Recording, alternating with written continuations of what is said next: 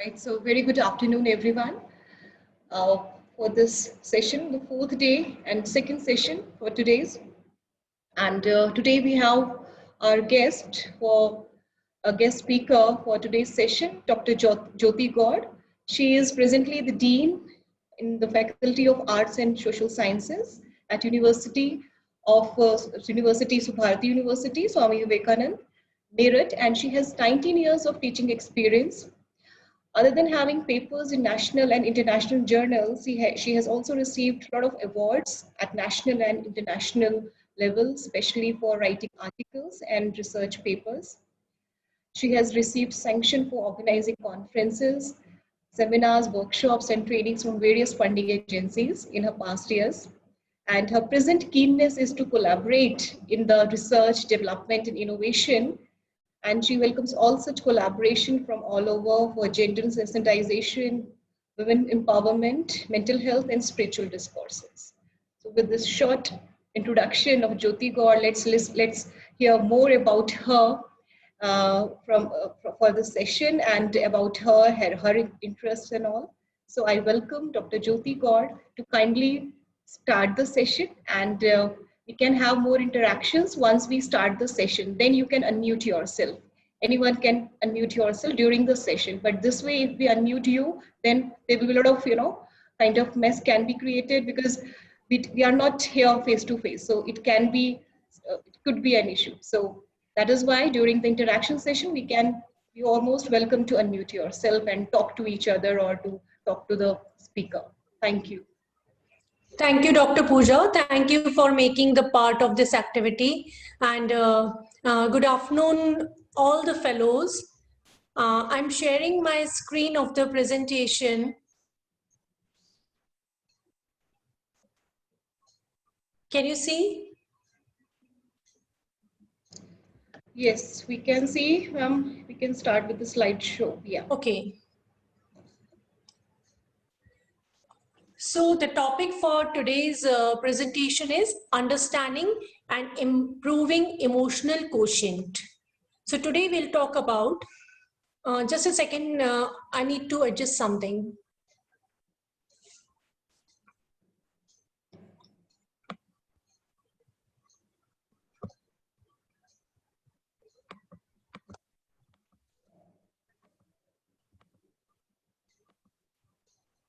Okay.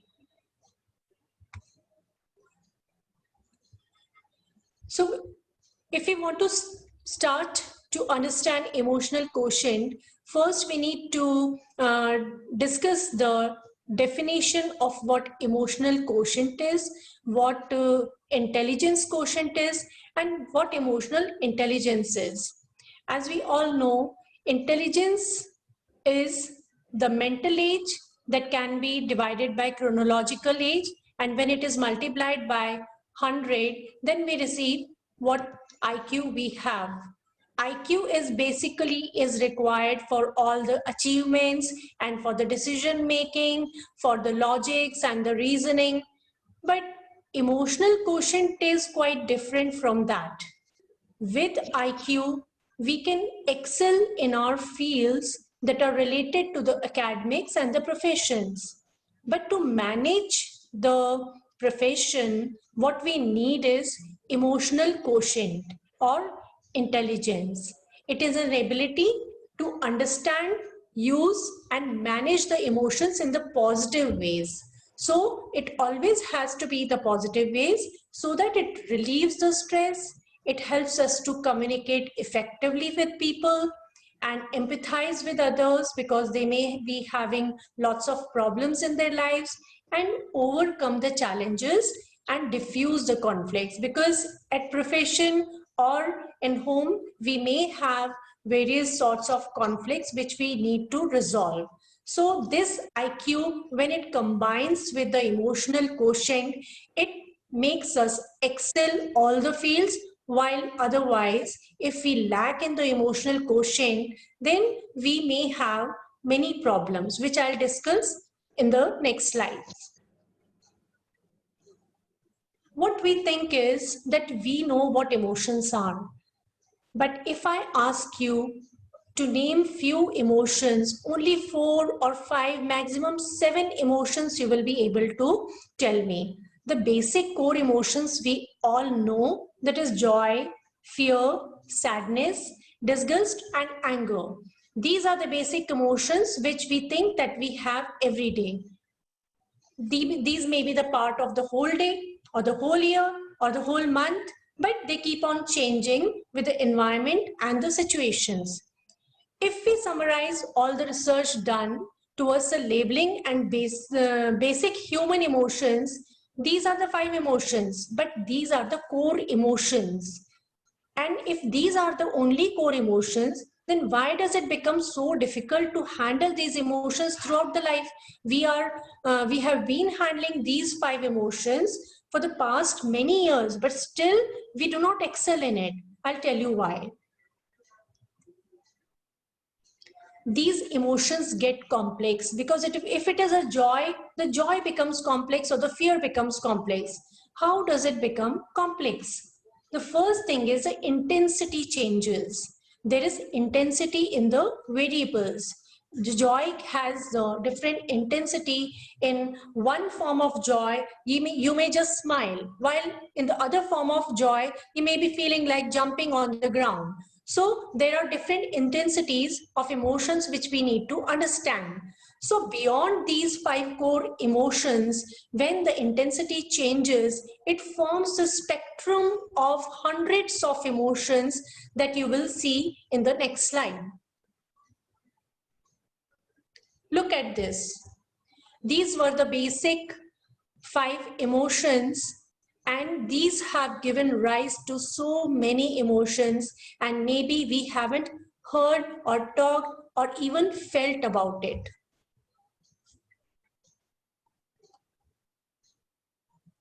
So you see that these emotions are very difficult to be understood by the normal person if he is very busy, because we do not pay attention to our emotions every day or every moment. Emotions keep on changing every moment. The intensity keeps on changing every moment. The joy may become the bliss, or it may become the courage, or it may become the curiosity many a times. So when it changes, we don't even come to know. So these are the spectrum of emotions that you're seeing on this slide.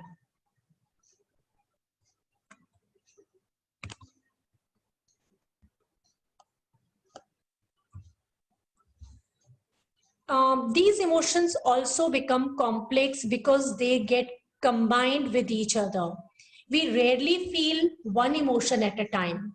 We always have the combination of emotions, but we don't understand. Many a times it happens that the friend faces a situation and we behave in the similar way. We behave in the way our friend is behaving, but his emotions are quite different from us. Maybe he is angry, but we are disgusted. So we don't have to behave in the similar manner. This we need to understand, and once we master this, that the emotions in the similar situations can be different, we will be able to master the environment. So these emotions combine and they form the different form of emotions. That is, when the disgust, you see in this diagram, the disgust and anger, when it gets combined, maybe it gives rise to contempt. So when this happens, the combined emotions establish a new emotion and it has its own label. And when this changes, we don't even come to know. Now, the third thing is that these emotions further get mixed. We don't even feel the core emotion with the different intensities. Multiple emotions may combine with each other and may mix with each other in different amounts. In a similar situation, one may have more of sadness and less of disgust, or less of sadness or more of disgust. But when more of sadness combines with less of disgust, it becomes regret. But if it combines with lesser sadness and more disgust, it becomes a guilt. So we don't even come to know when this sadness combined with disgust. Then how will we come to know that it has become regret now, or it has become guilt now? So that is why I'm again and again telling you that we have to pay attention to the emotions and the way the emotions are changing. And so the right label for the emotion is very difficult, and these emotions become complex. When we grow, the intensity changes, the complexity of emotions increase, and the confusion on how we really feel, it becomes very difficult to understand. But as you keep on mastering the emotions and facing the situations, you get to know the basic core emotions and sometimes the combinations of these, but the mixture is quite difficult to understand. Only a very high EQ level person will be able to know that. So our ability to combine and mix the emotions with age and with experience, it changes, it increases.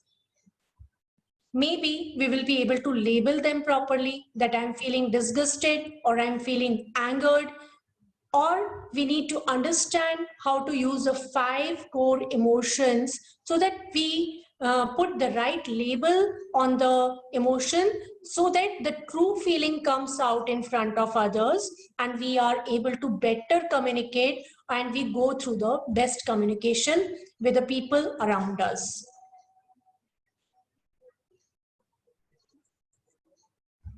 Okay, now I'll discuss what signs the people with low EQ have. The people with low EQ will always argue to be right because they do not want to be proven wrong. And even if you provide them the proof that they are wrong, what they will say is the facts are wrong. It means that they are only concentrated towards themselves. They do not want to come out of the shell of me. They are oblivious to the other people's feelings. Maybe they will not be able to understand others' feelings, or they will be surprised to know the feelings of others. Oh, he is angry with me, but why? He is annoyed with me, but why? They do not come to know the reason behind the other's emotions. They cannot relate their emotions with their own behavior.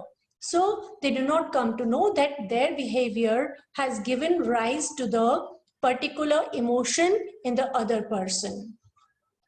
Many a times, you may see them behaving insensitively. That is, they cannot comprehend appropriately the particular situation or may use the difficult words or inappropriate words or statements in the situation. For example, they may start talking about the expensive item they have purchased when they go for the condolence, or in the party they would start talking about the death of a person. So they do not know how to behave in a particular social situation. So this becomes quite insensitive for other people, and it may give rise to different type of emotions to whom they are talking.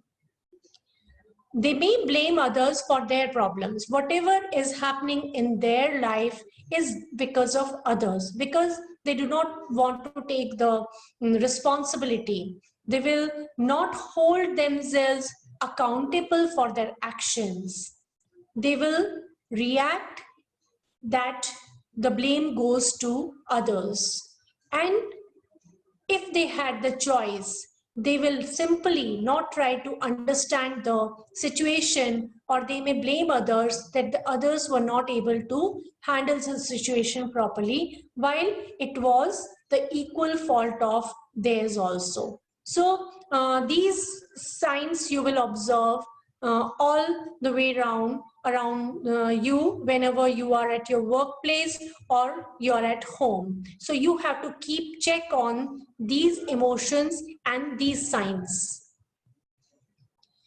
The people with low EQ have the poor coping skills also. It is not their fault because they are unable to comprehend the emotions. They usually just walk away from the situation, or they try to avoid the situation because they do not want the emotional fallout, because actually they know that they will not be able to handle their own emotions. So finally they have to hide their true emotions. They do not want to show that they are too happy or they are very angry. So somehow they get to control the emotions, and they master this technique within few years. They may have the emotional outburst and may react without understanding what they really are feeling. Their feelings or their outburst may be different, and after some time they will realize that their feeling was not related to their outburst. They are upset, they are overblown, and they have the uncontrollable expected emotional outburst for the smallest things in front of them. And this can last for minutes or hours or days together. And that is why their relationship is always strenuous, and they do not have this chance or opportunity to handle the relationship properly because they are struggling with themselves. Now they keep on struggling with the relationship because they lack in the mutual give and take. They do not believe in give and take because do not they do not have the capability to manage this give and take. They have the problem in sharing of emotions and the compassion and the emotional support, because if they provide the emotional support, they doubt whether they will get the equal support or not. And if they do not get the equal support, they do not have to give it. So this cycle keeps on going and they struggle with their relationships. They try to turn conversation towards themselves. So everything is, whatever is being talked about or is being shown, everything is related to them. They think so. Even if they are asking the question and they appear to be relating very intently, it doesn't mean that they are really interested, because anytime they can back out and they just want to prove that they had the similar experience and it was a better one or it was a worse. For example, if you have lost a job and you're discussing this with that particular person, they will say that, okay, I also had lost my job in such and such year, but I was very brave and I handled this situation like this, and maybe you should also do like that. The meaning is that you are not as brave as them. For example, you are doing the online courses. Oh, they have done so many online courses and now they have lost their interest in online courses, or they have stopped doing it because it is of no use. So whatever is being talked about, they relate it to themselves, and finally the person cannot relate, that they cannot feel the true relationship with them. Many a times these people are seen treating people badly. They cannot show the care. They forget to say thank you or sorry. And many times they do not respect the people's age group or the qualification or the designation, and they never want them to be feel valued. So this is because they think that they are the, maybe they think that they are the best person in the world, and their value is the at the utmost height, and it cannot be compared with anyone. They live by the motto, do as I say, not as I do. So they will never show you the example of how it has to be done. They will always ask you to do it. So maybe they are not very popular at the workplace also. This is a problem with the home also, but it becomes more of a problem at the workplace. They may focus on too many things at once. They want to do this also and that also. They will take all the work, and finally no work will be done, and everything has to be blamed on others because they have handed over the work and the work has not been done. So this type of relationship and problems they face at the workplace also.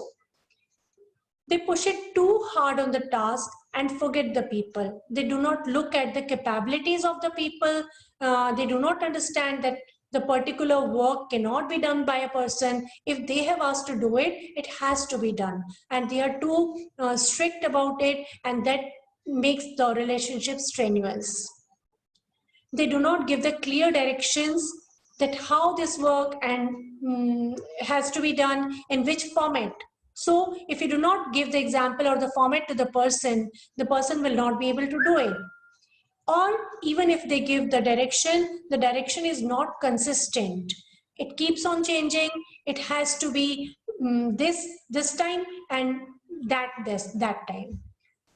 And they do not take the responsibility of the failure of the work they have handed over to the people, because they think that they have done their work, and finally the work has to come from the other people. Next thing is that they forget to tell why this has to be done. There is no ifs and buts and whys in the dictionary. So they usually have a very difficult relationship with their children also, because when we want to our children to do some work, we have to explain them ifs and buts and whys. But when we don't do it, after some time, the children will lose interest in the work or lose interest in their parents. So this happens with them. They show little or no personal commitment. They will get contact with every person, but there is no commitment. They cannot stay in the relationship for a long time. They allow people who are not performing the job to remain in the good books. That is, they want to keep the good relationship with all, because they do not have the proper terms of the relationship, and so they want to appreciate everyone, and even if they are not performing, they will allow them to keep on continuing with the job or with the designation. But we should have the EQ scores if we want to excel in whatever field we are. So now I'll discuss the benefits of good EQ. The person who has a good EQ will be able to recognize his own emotions. First of all, if you want to understand the emotional quotient or emotional situation, you need to know your own emotions. They will be able to relate their own emotions to the other person. So if you are able to relate, then you will be able to understand the situation of others. They will listen very actively to others so that they know their condition, they know their problem, and maybe they will be able to solve. They have the ability to actively participate in the interpersonal communication and understand the non-verbal cues of behavior. So in the conversation or communication, only verbal behavior is not important, but the non-verbal cues which are given by a person also have to be noticed. So if a person has a good EQ, he will be understand the body language is saying. They have the ability to control the thoughts and feelings, because I know that if I get angry, I will suffer. So I should have the capability to control my anger. This way I will harm myself less. So I should have this capability. The ability to effectively manage emotions and express in them socially acceptable way. We all are social beings and we need to follow all the norms and the standards of the society, what is expected from us, even in showing the emotions. So if we express the emotions in the socially acceptable way, we will be more popular, we will be more, in demand, or we will be happy also. They have the ability to receive criticism properly. Criticism should not be taken negatively, because if you get the criticism, you come to know what weaknesses you have, and then you will be able to remove those weaknesses. So you will develop the ability to receive the criticism and benefit from it. They have the power to forgive, forget, and move rationally. It is very important to keep on going. So many things happen in our lives when we need to forgive people.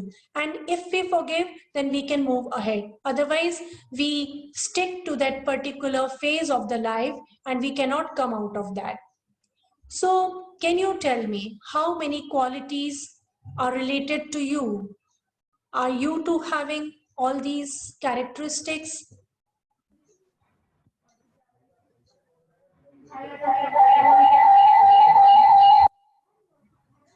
Okay, the best thing is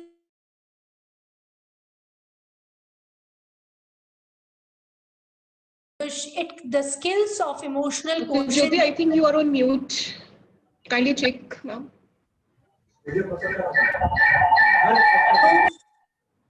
No, I'm not on mute. Okay, now it's better. Yeah, we can hear you now. Okay, should I go back? Please, ma'am, please go ahead. Okay. So the best thing is that, can you hear me? Yeah. So Jyoti ma'am, in case you require any interaction with the participants, I have given this option to the participant. They can unmute themselves and they can interact with you. So in case with any of the the points you are sharing, on any point you require the participation from the participants ends, you are most free to tell them. They can participate. They can talk to you. I mean, I have given this option to everyone. Okay. Can you tell me for? Yeah, so can you repeat? Like I could not hear properly. Yeah, Dr. Jyoti. Yes, I just wanted to ask, for how long have I been mute? I think just for 30 seconds, I believe, not more than Okay, that. 30 seconds. Okay, okay, Yeah. no problem. Okay, I'll go to that particular slide.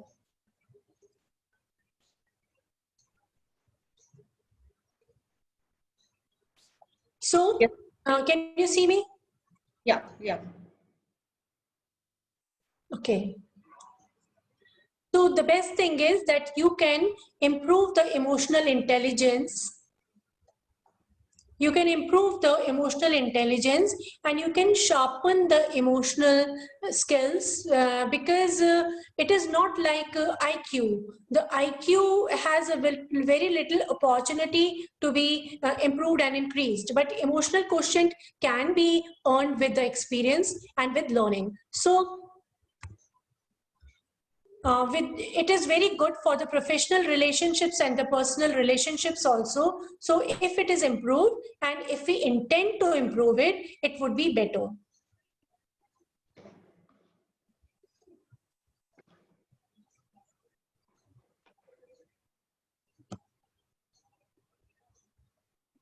Okay. Where does the low IQ lead to? Low EQ lead to? If you do not have good emotional quotient, do we have any problem? Yes, of course we have problems because it is surely going to affect the performance.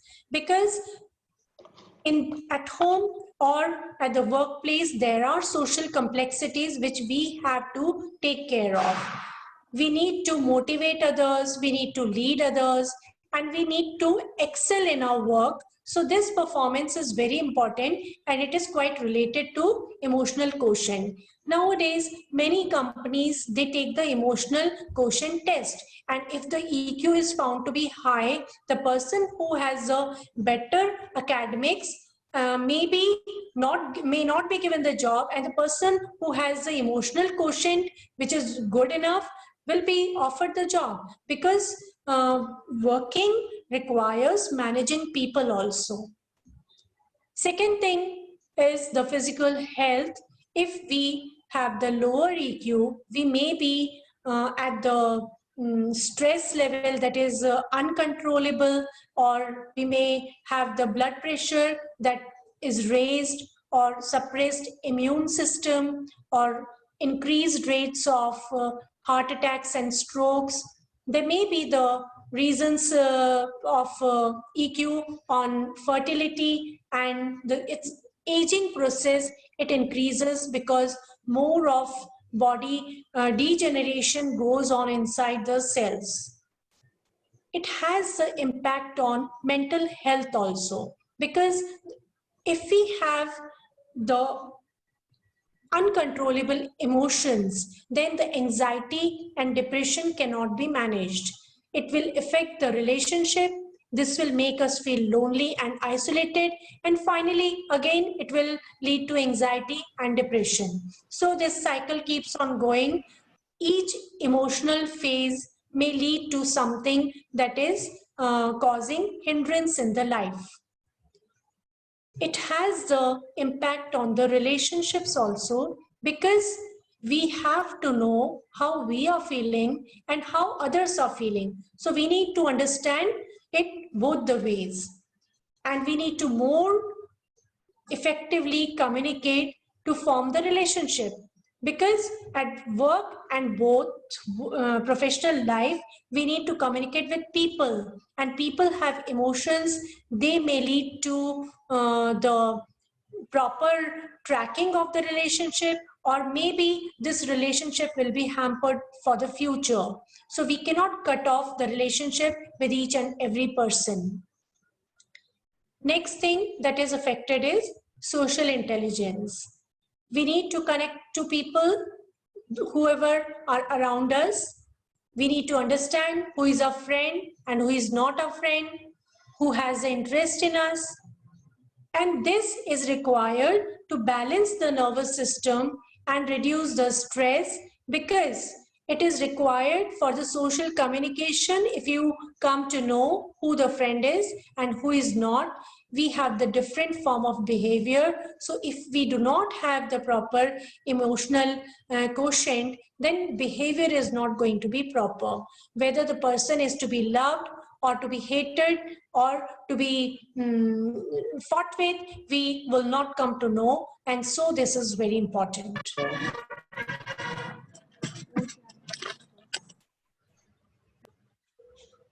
Okay, I'll tell you the story of a person. He is Animesh, and he was a young guy who came to the industry which was dealing with engineering parts. And lots of confidentiality was required there, lots of security was there, and safety was required there. And this Animesh, he had the problem that he wanted to please everyone. Please means that he wanted to keep good relations with each and every person, and he kept on doing this, and he became very popular in the office, that he is a very compatible person and very approachable person. His duty was to keep the safety at priority, and his aim was to keep everyone happy. So these are two different things that were required in the profession. So what he did is that he kept on praising people, he kept on believing in people, he kept on maintaining good relationship with people, or forgiving them for even when they have done something wrong. And similarly, he forgave a person who forgot to take the safety precaution, and there was an accident in the office.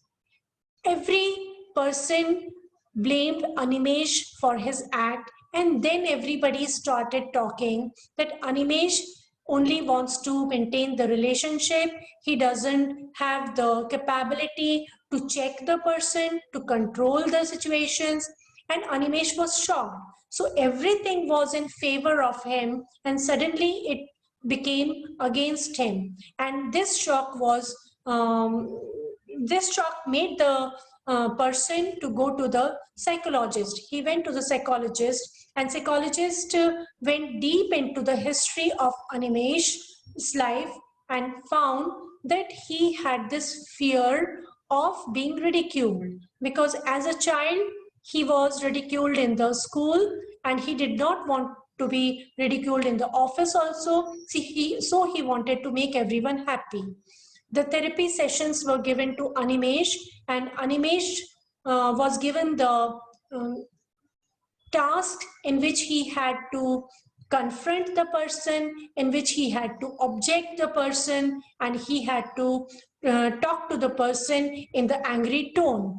And this therapy helped Animesh a lot, and he understood that just making the good relationships doesn't say that you are going to be successful or going to be always successful or popular. What the duty is, that you have to follow the duty along with maintaining the relationships. At professional place, you have to maintain the relationships in the different manner. So this therapy helped Animesh a lot. So when he understood his own emotion of fear, which became very dominant when he was a child, he understood that fear, he took out that fear, and he became normal in his official dealings.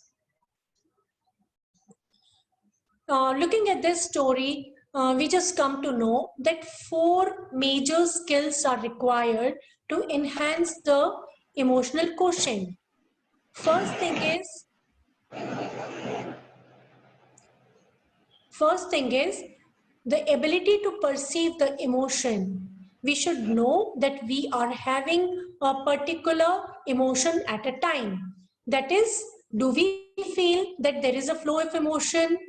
Do we feel that what change is going on in our physical sensations, or in the stomach, or in the throat, or in the chest when we have a particular emotion? So it has to be related to the physical aspect also.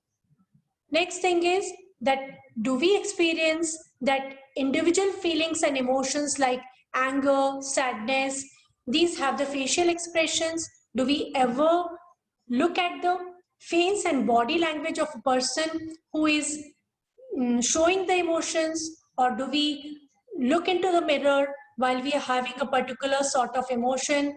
So this has to be improved. Do you have the intensity of the emotion that is strong enough to capture the attention of yours also and the people also? Have people got attracted towards you when you gave a particular behavior?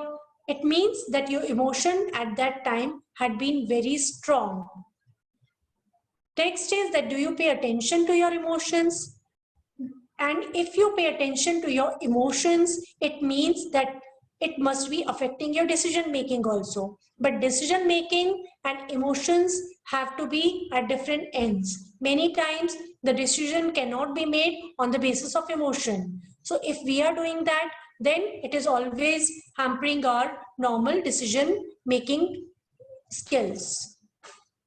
Okay, the next thing is that we need the ability to deal with the reasons of the emotions. What is the reason behind my emotion? The reason which I am perceiving is right or not. It happens at times when what reason I feel is behind my emotion is not what the other feels. So we have to keep check on that. We need to understand the emotion and manage the emotion. So this management I will discuss in the next slide. Look at this table. On the right hand side, there are the principles on which the habits are based, or the habits on which the principles are based. We may have these habits with us, that is, being proactive is very important, and it is good to understand emotions also. So if we are proactive, taking everything in the positive stride, then it means that the principle which we are following is responsibility. We want to take the initiatives. We want to accomplish the work. Second habit is beginning with the end in mind. Whatever starts has an end. But before we start something, we need to hypothesize the end. We should know that if we are angry, it is going to lead to BP, that is change in BP. So if we think that we think about the end in the mind when we are starting something, we have the vision. The principle is vision, and we value the vision. Third habit is first thing first. We need to prioritize the thing. Until and unless we prioritize the thing, we will not be able to take the proper decision. Or do I think that my anger is more important than forgiving? So I need to prioritize this. Many times being angry is more important, but at other times forgiving is more important. Because if a person is making the mistakes again and again, after twice or thrice mistake, I need to be angry or show my anger. Then anger becomes my priority. And this shows that I believe in execution. Execution of work, execution of plan, and there is integrity in the thoughts and the feelings. Next is think win-win. Whenever we are dealing with a person, we always want to win, or we always want to be on the upper side. So this should not be the case. We need to have the mutual respect for a person. If we are benefiting by some event or activity, the other person also should get some benefit out of it. So there should be mutual respect. Next thing is seek first to understand and then be understood. If I want that the others should understand me, then I should try to understand others. So this is going to give rise to mutual understanding. We need to synergize, we need to understand the capabilities of others and synchronize to make the creative cooperation so that whatever goal has been decided is reached along with the other person. And the seventh is to sharpen the saw and go for the growth. If I have a skill, it doesn't mean that skill is complete. If I know computers, it doesn't mean I know everything, because with every next model, the skill has to be improved. It is such with the emotions also. If I know what anger is, the anger's intensity in my life will keep on changing, and I will observe the spectrum of anger, and I have to renew that skill again and again to master that particular label that I have given to that particular anger emotion. So every day I need to grow and I need to renew myself and I need to sharpen the saw. Okay, on the right hand side of this table, you can see these are the same habits which I discussed in the last slide.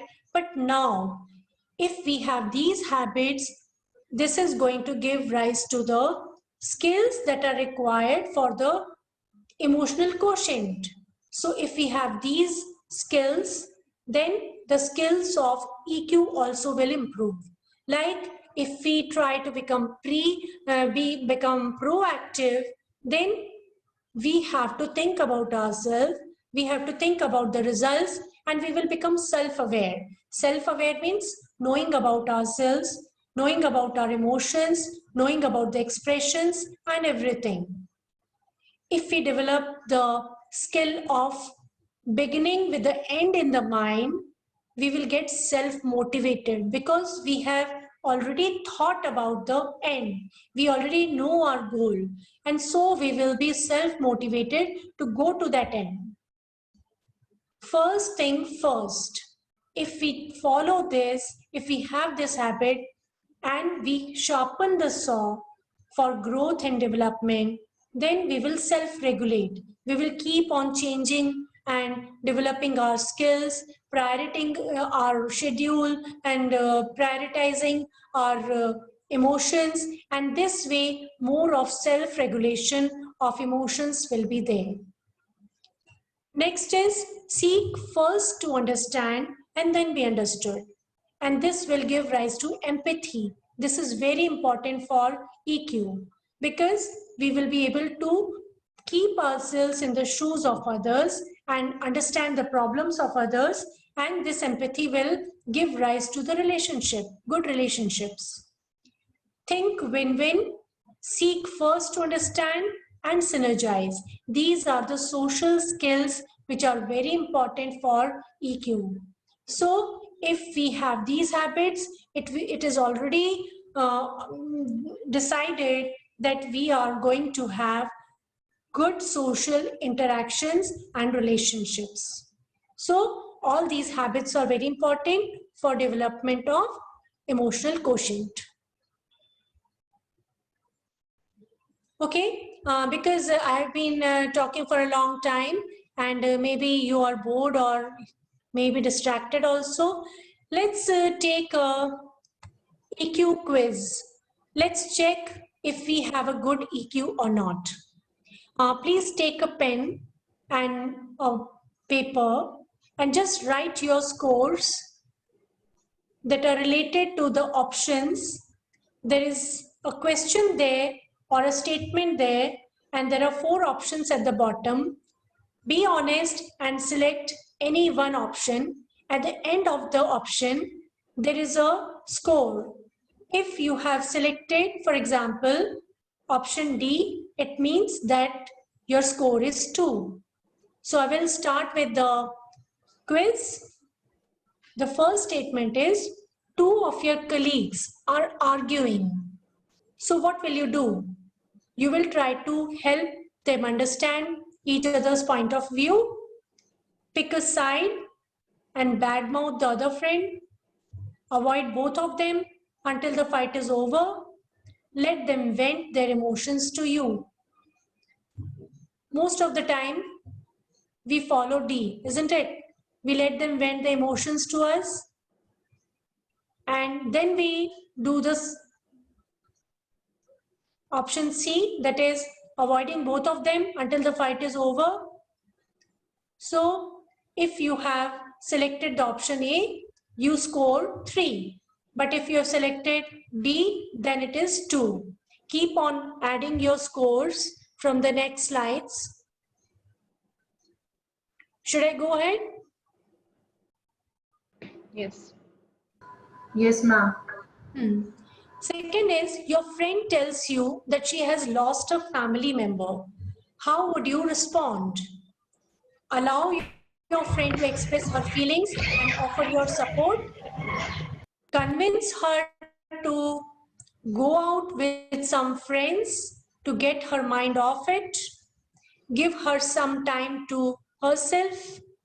Spend time with her, but avoid talking about her loss. Which option do you select? Select the option and add to your score.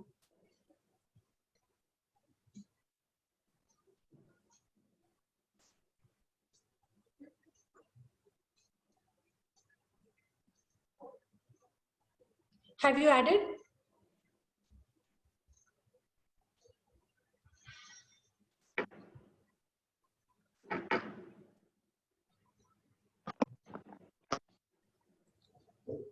Should I move ahead? Yeah, please, ma'am. Okay. Next is, when you are facing an unpleasant task, you tend to make a plan and work on it a little each day, put it off until the last minute, get it over with as soon as possible, not do it at all.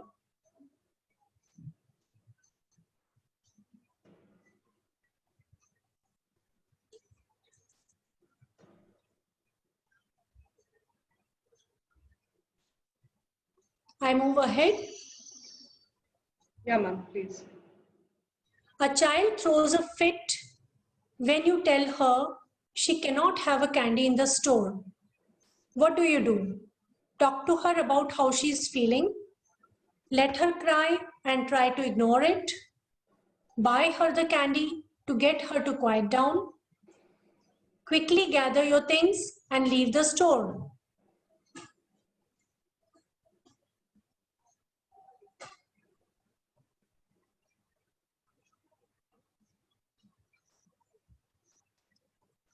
I'm moving ahead.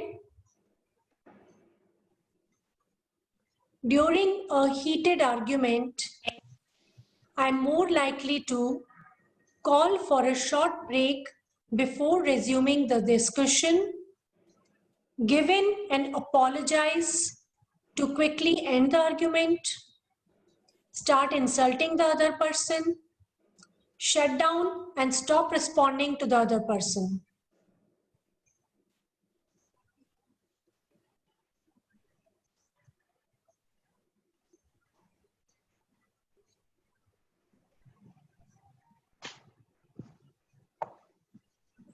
Next, when making an important decision, I tend to follow my instincts, go with the easiest option, rely on direction from the other people, guess randomly.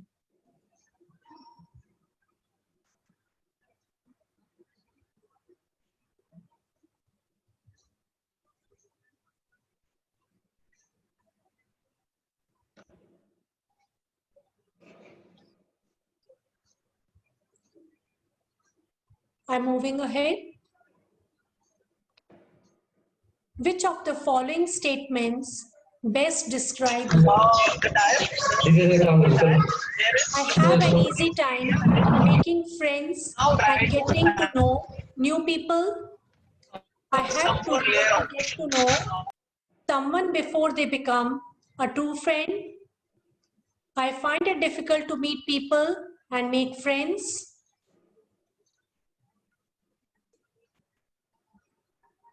And the last one is, can you see? I cannot see. I am unable to maintain close friendships.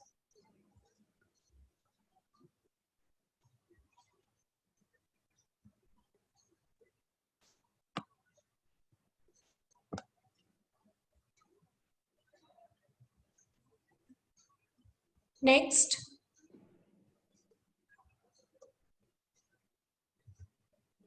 you get a bad grade on an assignment you put a lot of effort into. How do you deal with it? Think about ways you could have improved the project. Confront the professor and ask for a better grade. Berate and criticize your own work.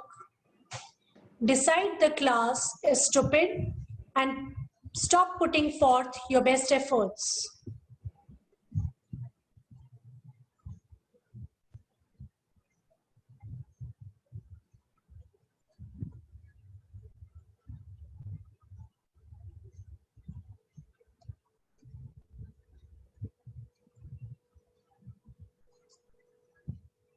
Next is, you are already overworked. When your boss assigns you another big project, how do you feel? Anxious about getting all the work done? Overwhelmed by the task before you? Angry that your boss hasn't noticed how overworked you are? Depressed and sure that you can never finish it at all?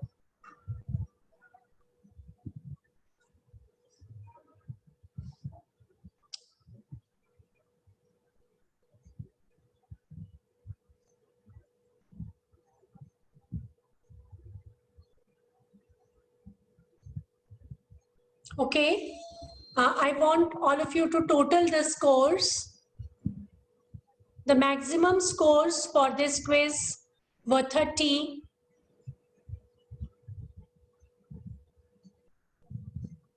Please total your scores.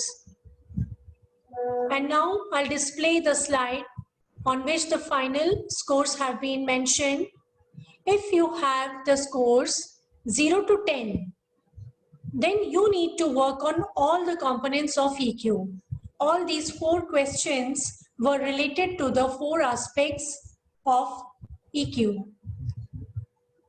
If you score between 11 to 20, you need to be more aware about self and others. The good news is that you have a great opportunity to improve your working relationships significantly. because it is not a big deal to improve. It is the problem when you do not want to improve. And if you score between 21 to 30, then great, keep going.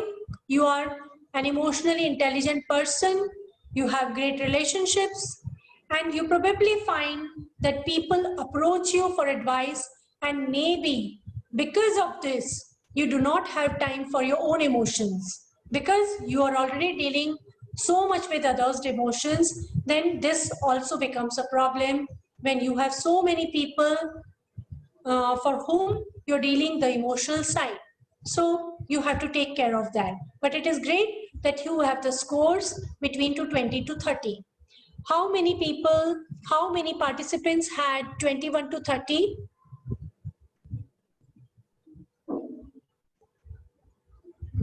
Did anyone have the scores between 21 to 30?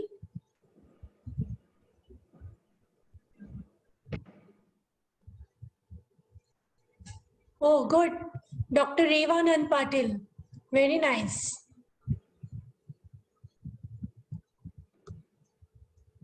Okay. So it is not the people who have good IQ are successful, are most fulfilled in life. The people who are academically brilliant you must have met, but they are not socially apt enough and they are unsuccessful and in their office or in the personal relationships. So intellectual ability, that is IQ, is not enough to achieve success in life. If IQ is combined with EQ, it will help you manage your stress and emotions and the difficult situations. So the aim should be to develop EQ because IQ you already have and there are lesser opportunities to develop IQ. And IQ and EQ, these two exist in tandem and are most effective when they are built of one another. So they have to be the different parts also, and they have to be combined also in the various events of life.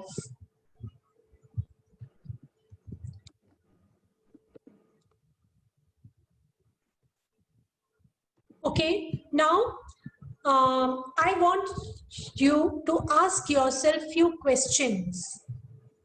This is related to temperament. Can you give me 3 adjectives for your temperament? You already know what temperament is. So can you give 3 adjectives for your temperament? For example, I'm cool enough. So cool is the word I'm using for my temperament. Can you use 3? So if you can, write 3 words for your temperament. Yeah, so the participants can unmute themselves and speak up, please.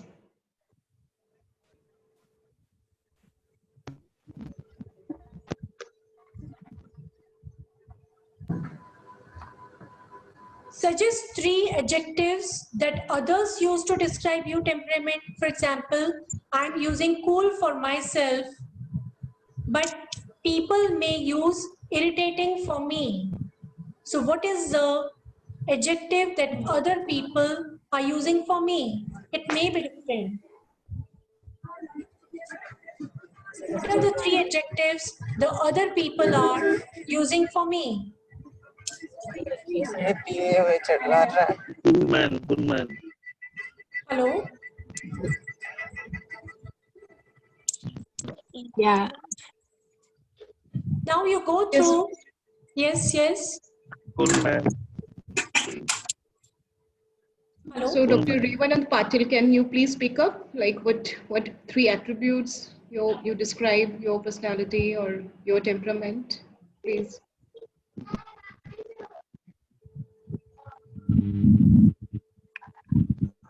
Hello, hello, madam. Ajay. Yeah, this is Dr. Ramakrishna. Yeah, my temperament is actually from the childhood. I was more curious about the existence of this universe. Like I always feel like that kind of thing. Okay, you can say spiritual. Yeah, yeah. Okay, That what do question, other? that Hmm. unanswered question, I'll be looking at every time in every Hmm. aspect of time. Like It means curious also. Curious also. curious, more of curious. Like what is the purpose of this existence? Like that kind of thing. Okay. And who created this one? Yeah. Okay. Now looking at this particular adjective, what do other people think about you? What adjective do they use for you? Have you ever thought about that? No, madam. They no, they don't know that I will be thinking like this. Uh, Maybe I'll give my example. This is just an example. If I think I'm cool, okay, very compatible with others, maybe the others are thinking that I'm very irritating, isn't it? Okay. So what we think about ourselves, it may be different what others are thinking about us. Yes, correct. So it has to come at least somewhat at one platform. Okay. Okay, the next thing is go through each of these adjectives identified in the above two questions and see if each one is because of how much one each one is driven by. Suppose you say that suppose I say that I'm cool. This is my genetic inheritance, or it is my physical attribute, or life experience, or environmental conditions. Because each attribute, each adjective must be related to any one of these. It may be genetic inheritance, it may be physical attribute, or life experience, or environmental condition. So if you say that you're spiritual or you're curious, is it genetic inheritance, sir? No, it is a mix of all developed over a period of that age. Mix of all combined over the period of time. Uh, yeah, through age. Hmm. Okay. So how does each of the temperamental factors affect you on the personal level? This must be affecting you at the personal level. Your curiosity must be making you detached from the things or detached to the relationships, or your spirituality may be making you detached from your work. This may happen in our life, isn't it? Yes, yes. How does each of the temperamental factors affect you on the leadership level? Because earlier you were not spiritual. Earlier you were somewhat devoted towards the work. And now you think that that official work is not as important as spirituality or curiosity in nature. So it must have affected your leadership level also. Isn't Yes, it yes, so? yes. It happens. Optimistic. Somebody is raising the hand, please.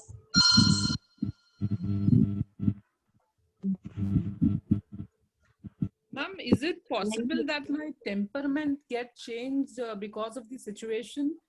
Like, I'm very patient, but then at some point of time, when the things go beyond my level, I become impatient. Why not? Because the life situations keep changing, and that is why our temperament keeps changing. But the basic component of the temperament remains the same. Because genetic inheritance, if it has um, given anger temperament, then your life experiences or environmental conditions make you change that temperament, and you may soften yourself. It is requirement, and if we mold ourselves according to our experiences and environmental factors, then it is very good for us. So because we have to keep changing outside the family, we have to meet different people, and according to them we have to behave. So this temperament may change. We may get influenced by others. We may get impacted by the life situations. Thank you, ma'am. Okay, now many times it happens that we have the genetic inheritance of some temperament kind, and we actually want to change it. There may be many things like, I want to get rid of my anger, or I just want to get rid of my this nature of getting irritated. So this temperament will change if I want it to change, isn't it? So if we have developed this capability, it means that we are developing emotionally also. If we have the capability to change our emotions or control our emotions, our temperament will automatically change. Ma'am, excuse me. Hello, ma'am. Yes. Ma'am, can you help me to understand what actually temperament means, ma'am? Hello. Ma'am, can you tell me actually what temperament means? Hello. Ma'am, are you able to hear me? He is Okay. asking meaning of temperament. Okay, the meaning of temperament. Can anybody tell me the meaning of temperament here?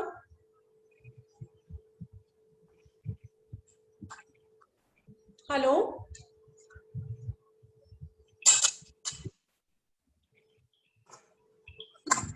Temperament means your basic nature, your basic behavior, how you react and respond to others. You must have heard people saying that you should listen to the child's needs, isn't it?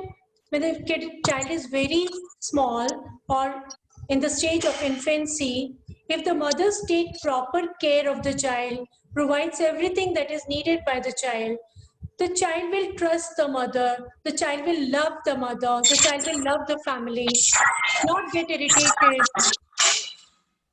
will not get irritated or will not look cranky. But this does not happen. The temperament will change and the child will have this basic component of getting irritated or not believing in others or getting cranky on the small things. So the basic component of temperament is some sort of emotion also, which is very dominant in our personality. Okay, after this, when you have come to know what adjective you can give to your temperament, so what do you need to change in your emotion and how you need to change, how will you change is very important. First thing is emotional vocabulary. We have to believe that we have a very poor emotional vocabulary. We know what sadness is, but I gave you the list of the spectrum and we were not able to recognize. And we were not, when we do not have the vocabulary, how can we say that we are in dismay? Okay, so we do not have the proper vocabulary. So whenever we feel some emotion, we need to find the proper emotional vocabulary for it. We need to develop the curiosity about people. That is what they are feeling, how they look when they are in particular emotion, how they behave when they are going through a particular emotion. We need to embrace the change. The change will happen in the environment condition, in people's behavior. So we have to love whatever is happening. We should know the strengths and weaknesses of ours, because my strength is that I am angry and I can control the office staff when they make the mistake.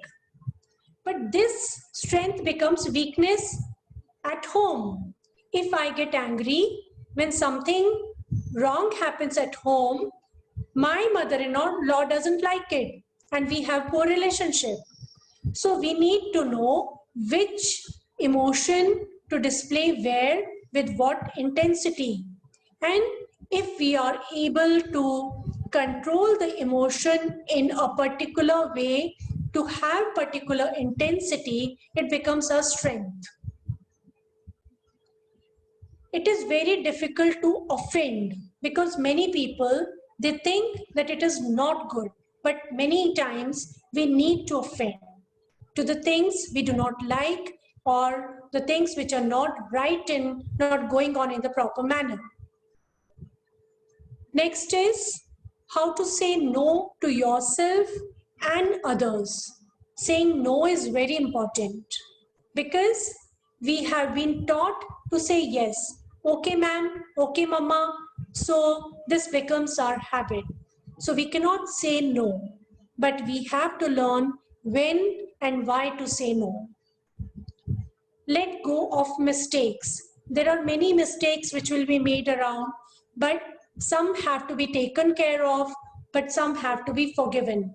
So which mistakes have to be forgiven and which mistakes have to be removed from the particular event? So we have to take care of that. Give and expect nothing in return.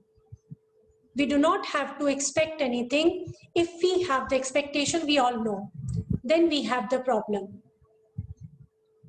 Holding the grudges is not good.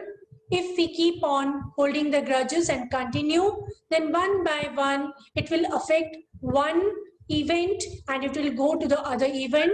And finally, there will be cognitive distortion about showing emotions. So the grudges have to be controlled. We have to neutralize toxic people. The toxic people are all around us. Sometimes we have to avoid them. Sometimes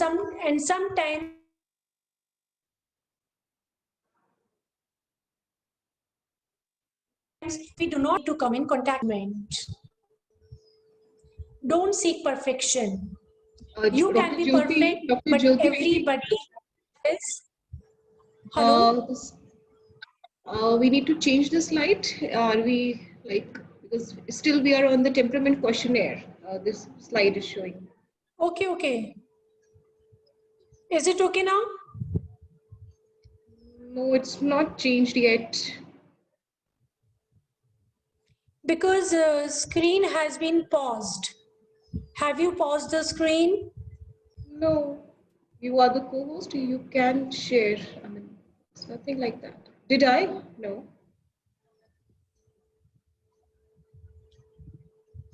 Can you like reshare the slide? Yeah. Okay. Yeah.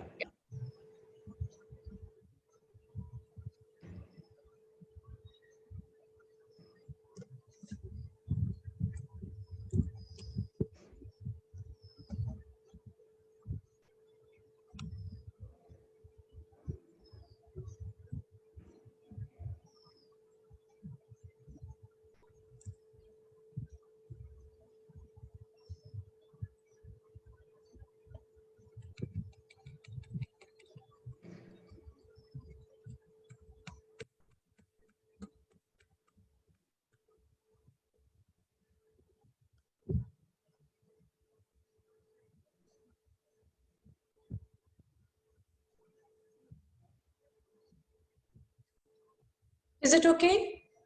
Right. Yeah.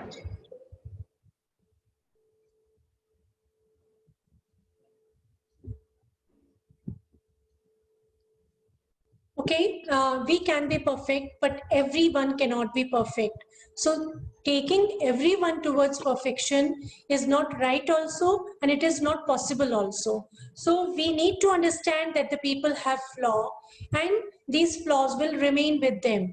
And expecting perfection to the end is not good for ourselves. We have to appreciate what we have.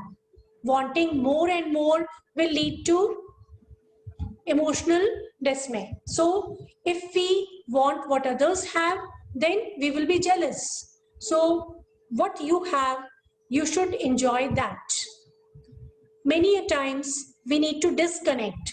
We need to disconnect with the people, we need to disconnect with the situations, and we need to disconnect with our positions. So these three things have to be disconnected in some phase of our lives. Caffeine intake actually is not good. In a limit it is good, but we all know that when we take caffeine, it gives boost to the nervous system, and it may give rise to a particular sort of flight or fight response. And when we get this flight or fight response, if we want to study, we drink coffee and then we study for a while, and then finally we'll go to sleep. So the people who have high EQ, they know when to limit the caffeine intake. So you have to limit your caffeine intake for a good EQ. Then you have to take enough sleep. When we take sleep, the renewal of the body system, the body organs, the tissues, the cells, the thoughts, the feelings, the emotions, all these things are repaired and we get fresh when we awake in the morning. So enough sleep has to be required. People say that 8 hours sleep is very necessary, but it depends from a person to person. Like you must have heard that our Prime Minister, he sleeps for 4 to 5 hours and he looks as fresh as what normal people look. So it depends on an individual. Stop negative self-talk. Stop negative self-talk in its tracks. If something happens and I'm responsible for that, if I've done something wrong, I should stop talking negative about myself. Because this way we train our brain to talk negative and to believe in negative self. If I say again and again that I'm not good enough to operate this system, oh, I did this mistake again, then this will go again and again. The voice will go to the brain and the brain will make the mistake. This will keep on going and I will finally believe that I cannot operate any PC and I'm not capable of doing that. So talking about the negative self is not good for us. You won't let anyone limit your joy. Nobody in this world has this entitlement to stop me from being joyful. Whether it's a family, it's an office, or it's a situation. If I have the need and if I have the necessity to be happy, I can be. Nobody will come to hinder the situation. Now look at this. We need to understand the emotions and we need to regulate the emotions, because if we recognize the emotions and if we regulate the emotions, it will affect the personal competence also and it will affect the social competence also. These are the 4 components of EQ, that is self-awareness, self-management, social awareness, and relationship management. Recognition of self-awareness and social awareness is very important, which helps in the self-management and relationship management. You have to be self-aware, you have to be confident, be aware about the emotional state, how this behavior and emotions affect our physiological aspects, and pay attention to the emotional state. So if we do all these things, we become self-aware. If we are self-aware, then we will be able to manage self. That is, we'll be able to keep ourselves away from the emotions that are not positive, and we will act in the congruence with the values. We will handle the change flexibly. We'll pursue the goals and opportunities despite obstacles and setbacks, and we'll keep on moving ahead. Similarly, if we have the social awareness of picking the mood of the person in the room, or we are able to interact and we can care about what is going on, or we hear what the other person is actually saying, we give the ear, then this will help in the relationship management.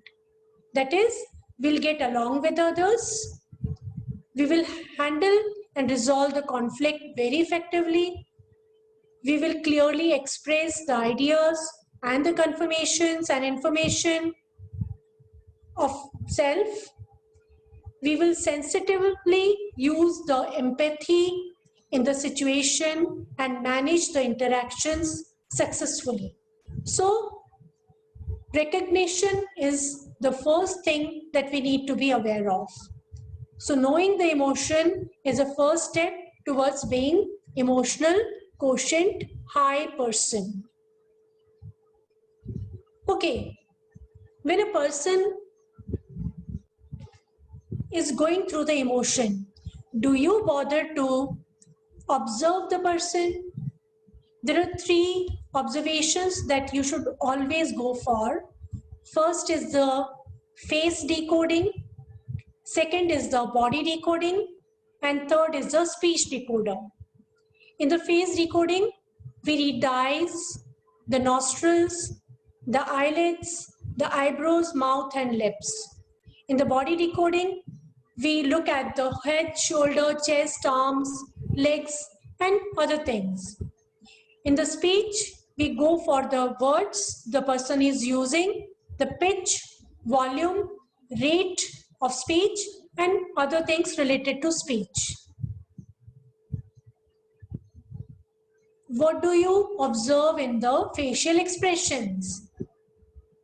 The raising and frowning of eyebrows, wide opened eyes or narrowed eyes, drop of jaw or the lip movement, all this will remain for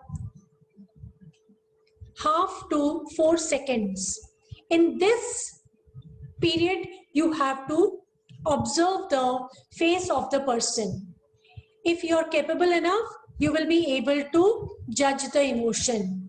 After 4 or 5 seconds, the person becomes conscious and he hides the emotions. So the actual emotions are already gone. By the time you decide to observe the person, the emotions are gone.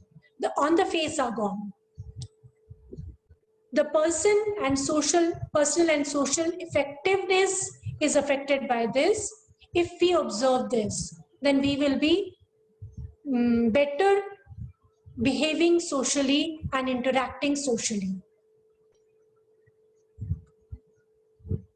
We need to observe the bodily expressions also, that is non-verbal cues like expanding of chest, head tilt, arms akimbo, it goes like this, or the hands are moving, if the hands are on hips, or the hands are on shoulder, or hands are on the chest, the fist, the pitch, the volume, the rate of speech, everything that is related to body needs to be observed when the person is going through the emotion.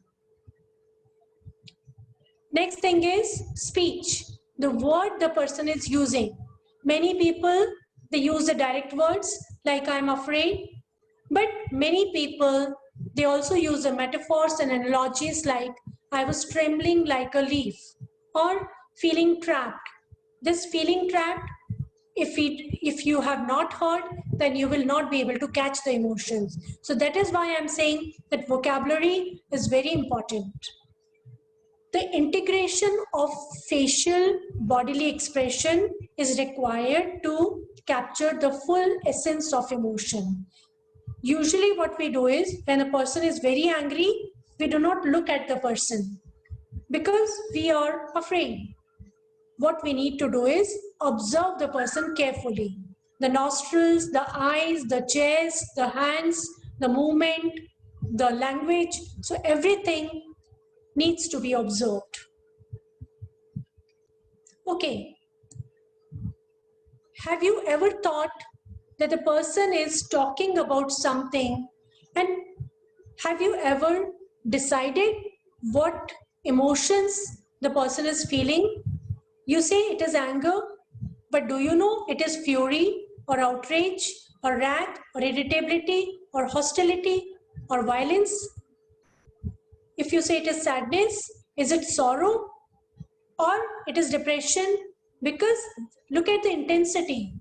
Anger, it starts with a very small thing and it goes to the violence. Sadness, it starts from grief and it goes to the depression. So you need to understand the intensity of the feelings of others. This you will be able to do only if you listen to the person carefully and if you observe the person carefully. We also have the false beliefs about the emotions. You may check yourself if you are doing this. If I lose the control of my emotions in front of others, they will think less of me. Oh, she became angry. It means she's a common person. I should be able to control my emotions. If I ask you, how are you all? What will you say? Hello? If I ask you, how are you? What will be your answer?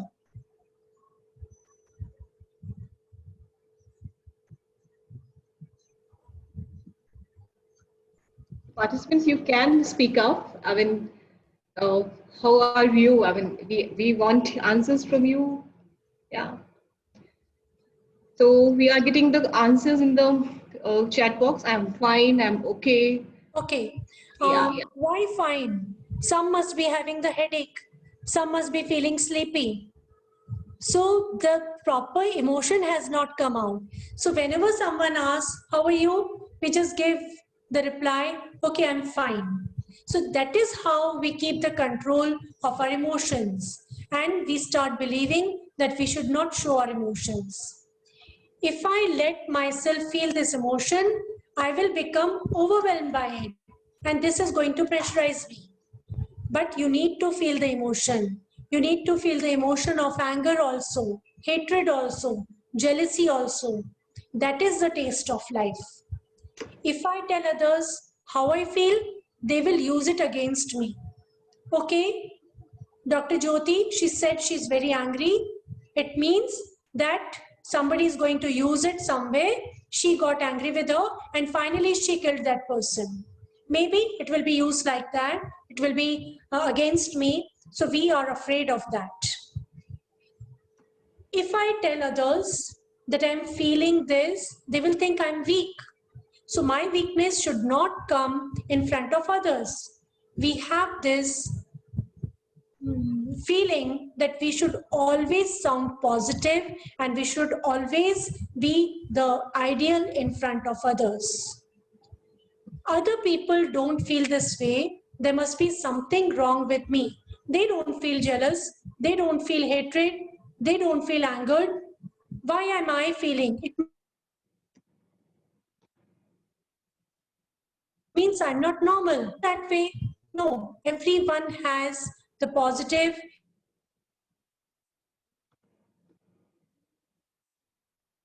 and negative. Immature person will get so emotional. So I don't need, it will sound immature. I should be able to cope with difficulties on my own without turning to others for support. Why do I not need the support of others? Why do I not want to take support of others? It is wrong. Life is giving and taking. So we have to give support and we have to take support. To be acceptable to others, I must keep any difficulty or negative feelings to myself. Nothing negative should go out. This emotional state is not a normal response. I have to get rid of it. As soon as it is possible, I should get rid of it. But many times we need to feel anger. We cannot get rid of it. A happy person will not feel this away. For constantly 4 days, I'm feeling depressed. It means I'm not normal. It means I'm not a happy person. That person responded differently than I did. Therefore, my emotional reaction is wrong. He felt happy, but I did not feel happy. So I'm wrong. He is a different person, so he may have a different feeling. If I let myself feel this pain, it will kill me. So all these are the false core beliefs that we have about the emotions. So we do not want to show our emotions, and finally we forget to show the emotions at the right place. So this happens with us. Look at these interesting distortions about emotions. You are afraid, look at the highlighted ones. You are afraid it will cause conflict. Because you do not want the conflicts, you do not show the emotions. You don't want others to worry about you. Nobody is worrying about you. They are just observing you. So you need to show your emotions. You think others should already know how you feel. How will they come to know? You have to tell them, you have to show them, then only they will come to know about your emotions. You don't have anyone safe to express your feelings. It is not to safe. It is not safe to express feelings. So you need a very safe environment. You think your feelings don't deserve to be expressed. Are we so small? We belittle ourselves. It is too difficult to express or uncomfortable feelings. So all these core beliefs give rise to cognitive distortions which we have related to emotions, and these keep on increasing and increasing. You must have seen that movie Nirja.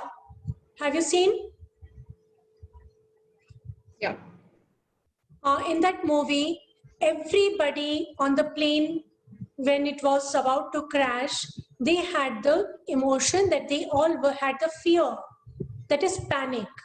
But Nirja was a woman who removed the panic, and she helped everyone. And finally, you know the result, what happened. From where did this emotion come to her when everyone else was feeling a different emotion? It was because of belief. What we believe, we keep on believing, and we keep on training ourselves. And what I think is that Nisha was a woman who was trained to help others, who was trained that she should belittle her individuality, her life, and should give life to others. So this was her upbringing that gave this incident and event, this ideal incident to us, that we should behave in that manner. So the consequences were that many lives were saved. But what happens is, for example, if Nija had anxiety, she had the panic, if she had the fear, just like others, what would you say where it came from? It came from belief. What belief? First is, if I let myself feel this emotion, I will become overwhelmed by it. That is, she did not want to show her emotion to others. So she kept the positive stride and removed that fear from her, that life event. Second, if I tell others how I feel, they will use it against me. Maybe her designation, the power she was given, the responsibility she was given was so important that brought that courage in her, and she behaved in such manner. Third is, other people don't feel this way, there must be something wrong. She did not think that. Why am I feeling so strong? Why am I feeling so courageous? If she had felt that way, she would have not saved the lives. So what will be the consequences if you have the anxiety? Because of these wrong beliefs, you will withdraw and isolate yourself, and this will prevent you from getting the emotional support. So what you have to do is that you have to check the beliefs you have, because every emotion comes out of a particular belief and you have to check that belief. Thank you. Thanks a lot. So I end my presentation here. Hope that we have learned and we will retain it and we will use it.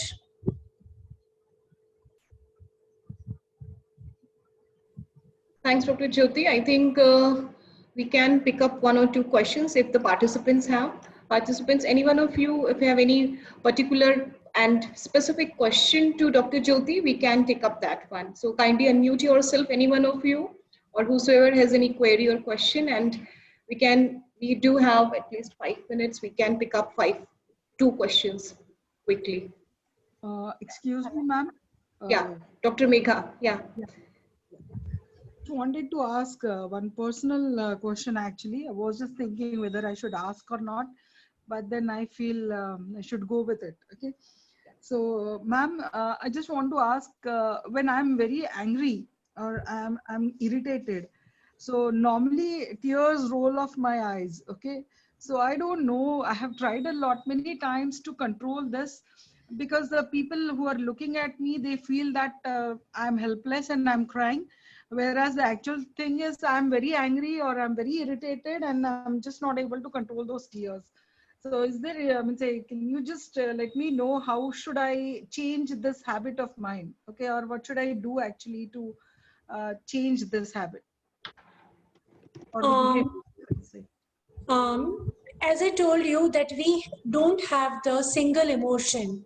It is always a combination of emotions. You have to check yourself. Are the people right? That you feel self-help, you feel helpless along with being angry? Are you helpless with your anger? Are you unable to manage your anger and so you feel helpless?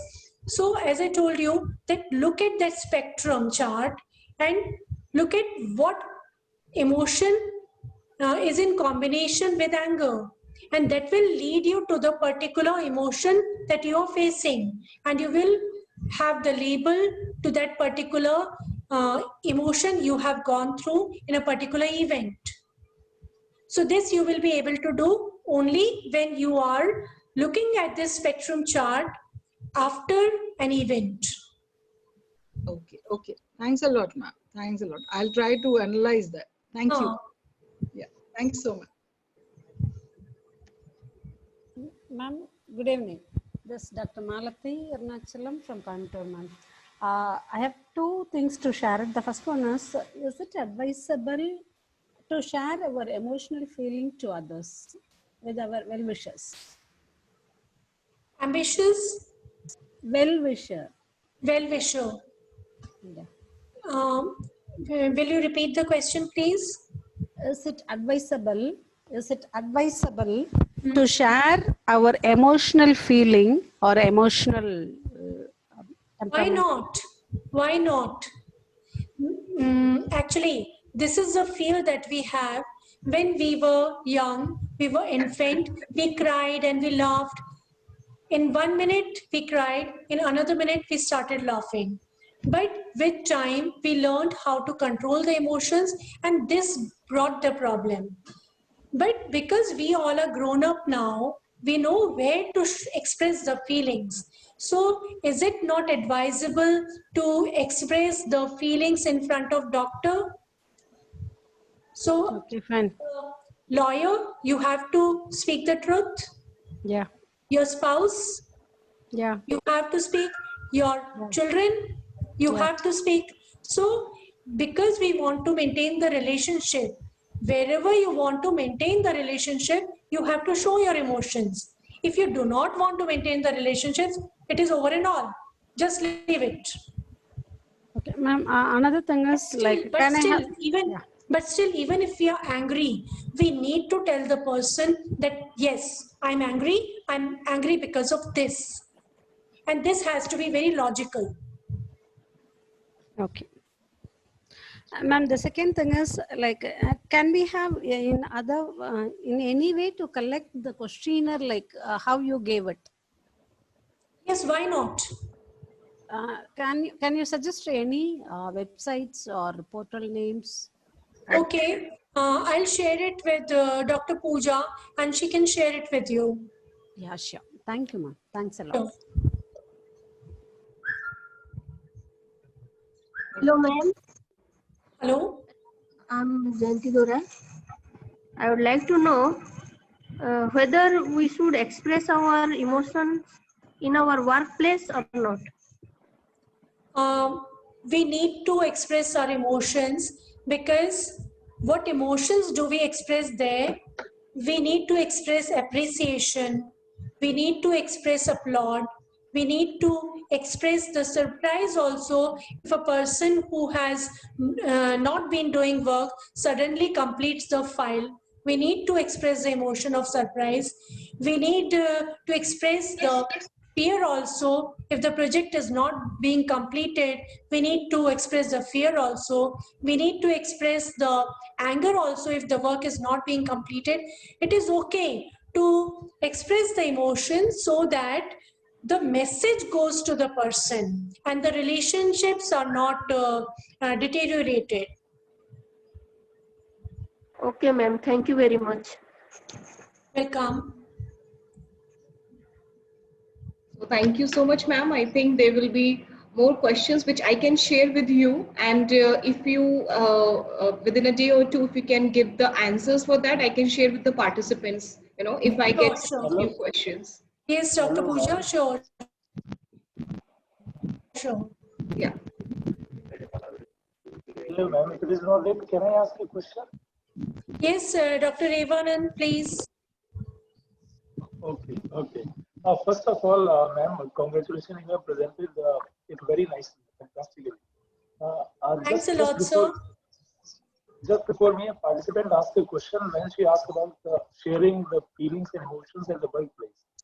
My question is, ma'am, if you start sharing your emotions at workplace, because workplace are full of politics, people are politicking with each other.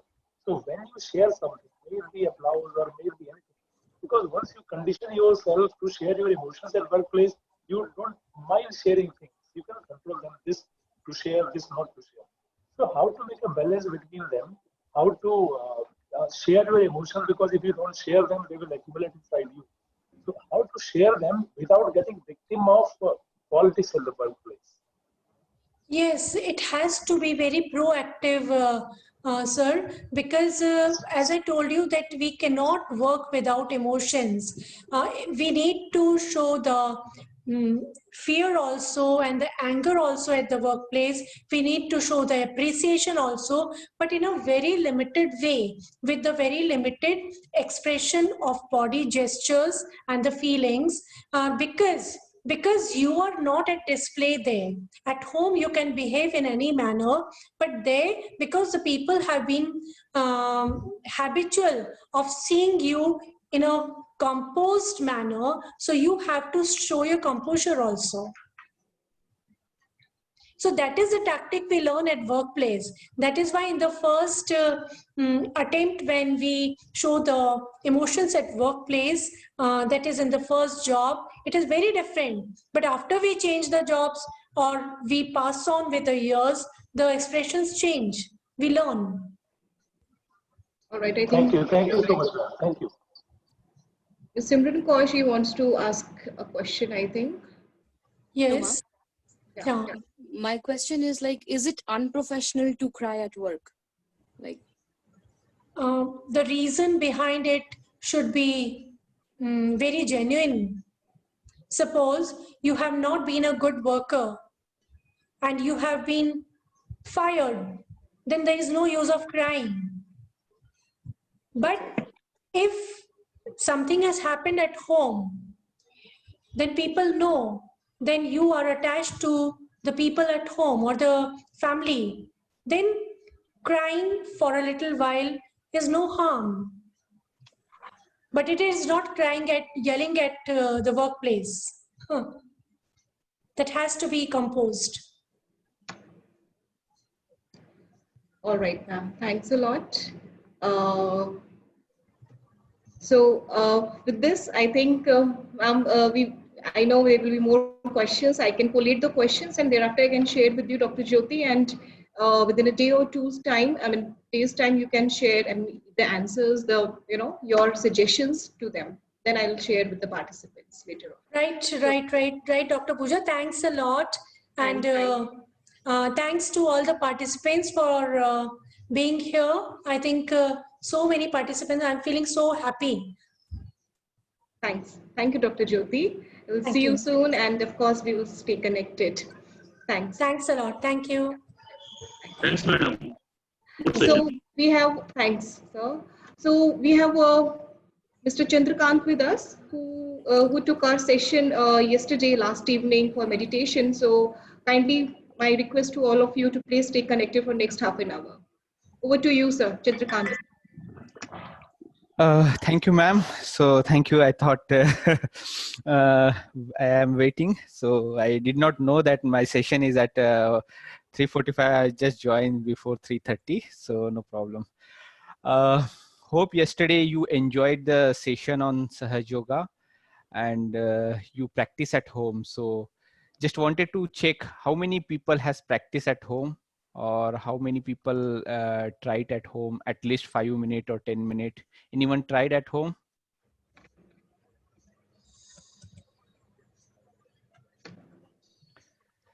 You can respond on chat, or maybe you can unmute your mic and you can say. Yeah. Then today's today's structure will be, we will have 5 or 10 minute meditation. Then maybe we are going to discuss about the different disease, how we can able to control with the help of meditation technique, and then maybe how to practice further. So today I will be going to explain you the foot soak technique also, that is very useful to remove the toxic from our body, and your question and answer. Okay, so let's start. Anyone tried at home? Yeah, we are getting yes, answers from a few participants who tried. Some of them no, they didn't, they could not. Okay.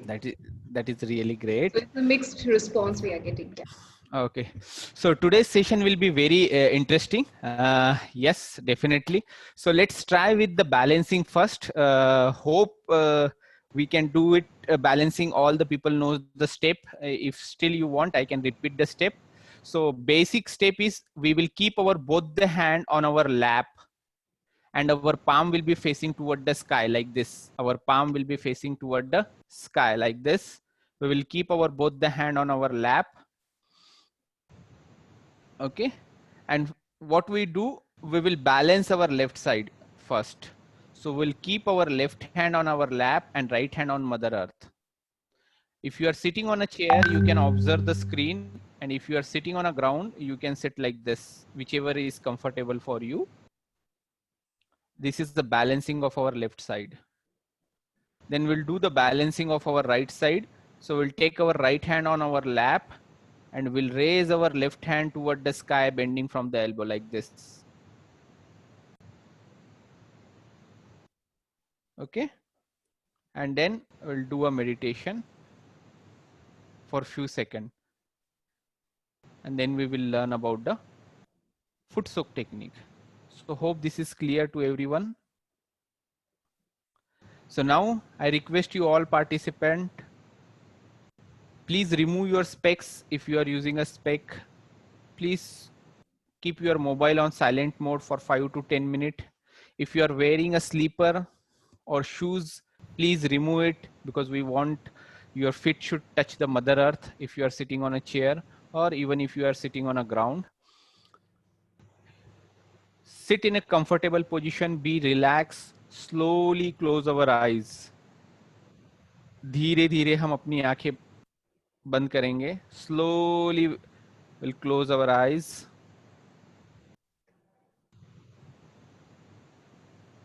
Slowly we'll close our eyes. धीरे धीरे हम अपनी आंखें बंद करेंगे. Our spinal cord should be upright and straight. Both the hand on our lap. our concentration on top of our head, and we will observe our thought. Don't think, just observe our thought.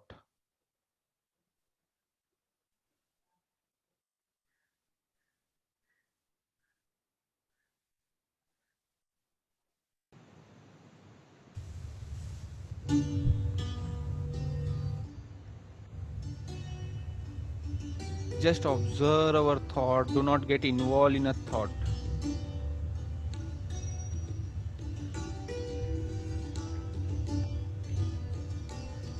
Don't do any movement in our body. Concentrate on both of our palm and top of our head.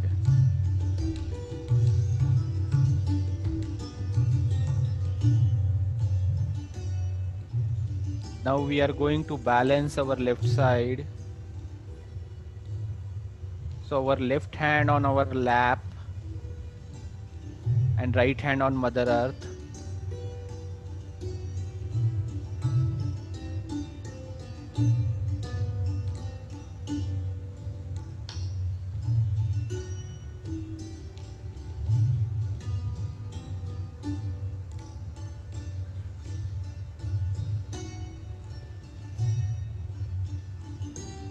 And here in our heart we will pray,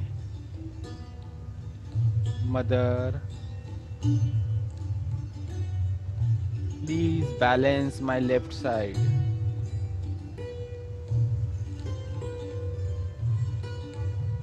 कृपा करके मेरे ईड़ा नाड़ी में संतुलन प्रदान कीजिए.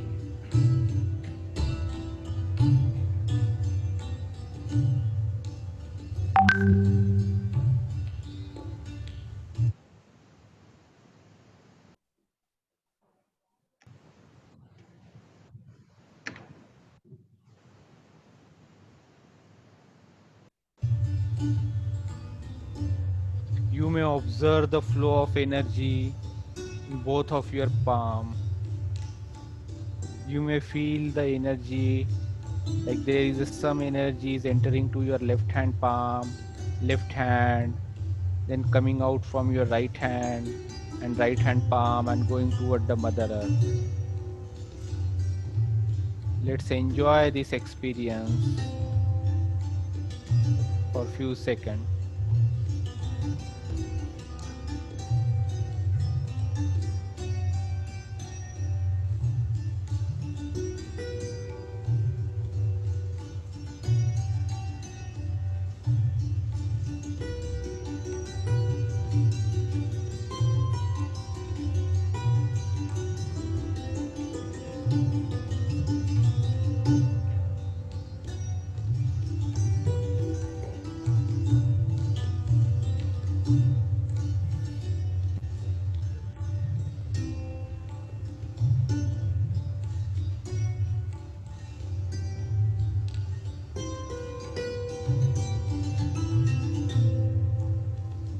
Now slowly take our right hand back to our lap.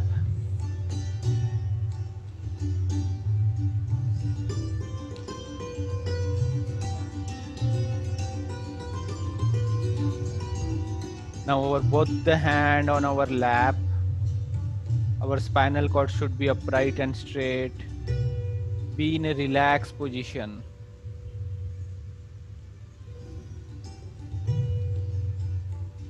Now we are going to balance our right side.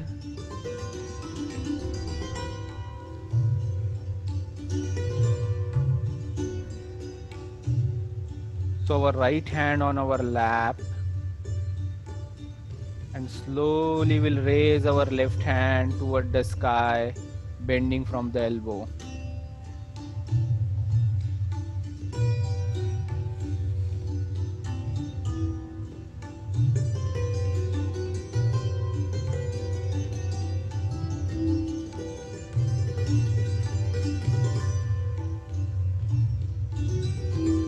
We may experience the flow of energy in both of our palms.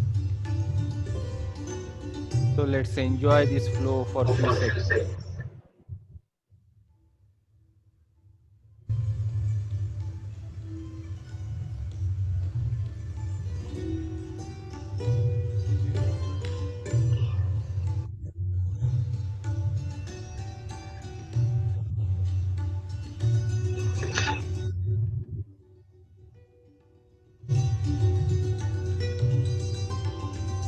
keep our attention on both of our palm and top of our head.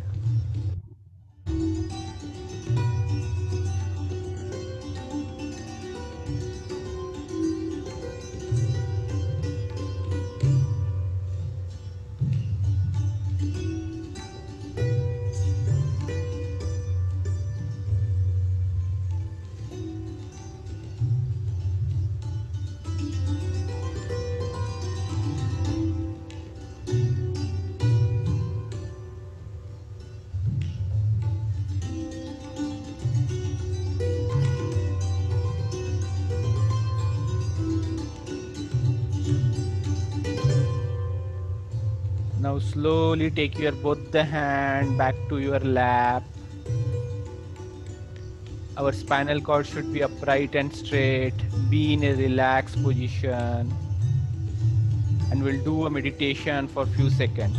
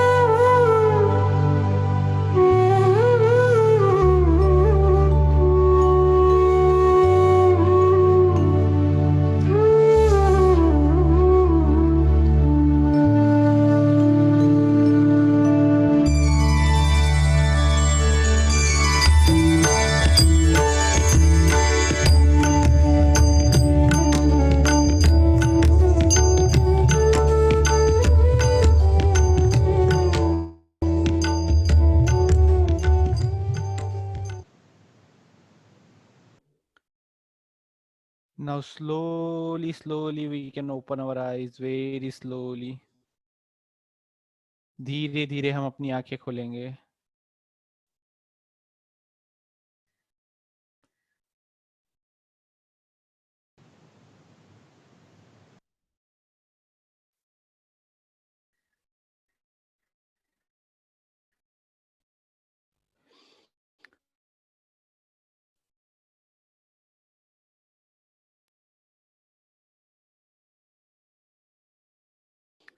और अब हम हाथों है नहीं.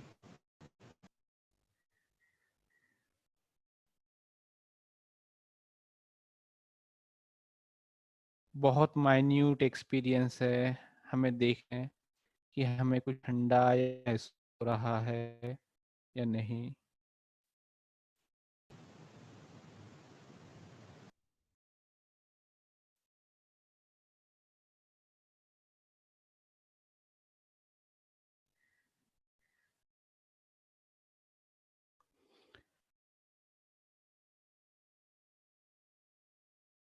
अब हम धीरे धीरे,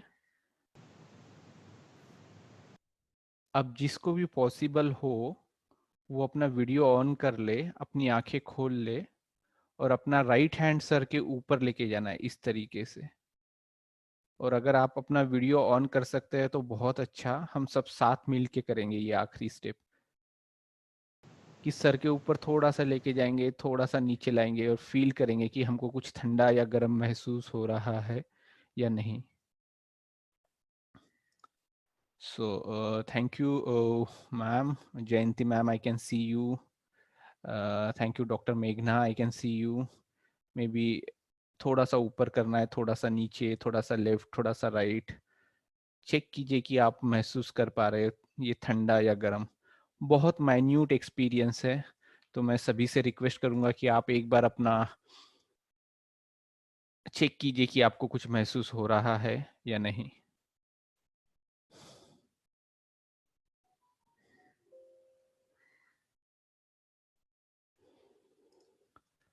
थोड़ा सा ऊपर लीजिए, थोड़ा सा नीचे। मैं रिक्वेस्ट करूंगा ऑल पार्टिसिपेंट, अगर पॉसिबल हो तो आप अपना स्विच ऑन कीजिए थोड़ा सा camera.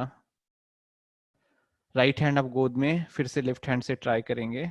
Try with the left hand, see if you can able to feel the cool और hot breeze coming from your head.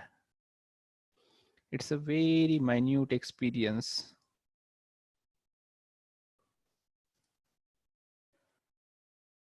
Now try with the right hand. Okay, now it's try it. You may feel, maybe move little up, little down, little left, little right. You may feel that experience.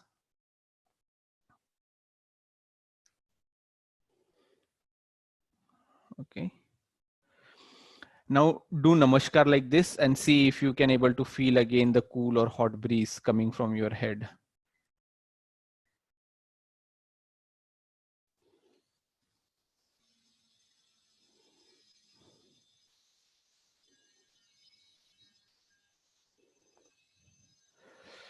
So you may feel some cool or you may feel a hot breeze. So that is perfectly fine.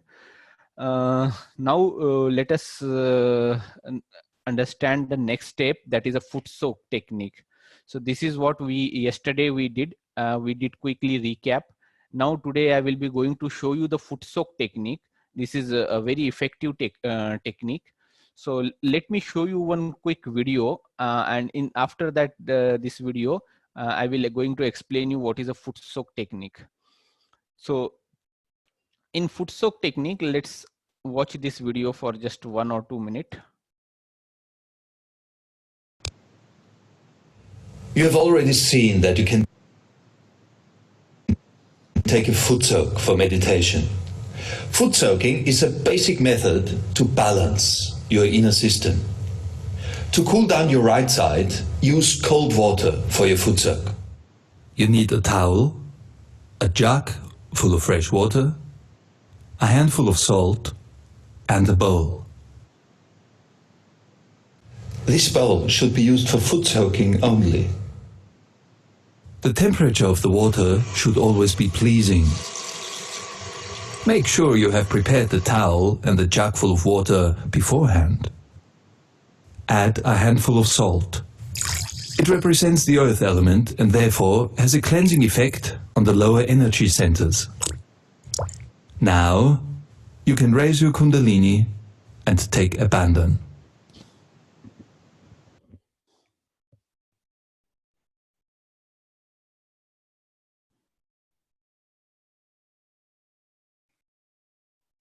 A foot soak is done best at night, before going to bed.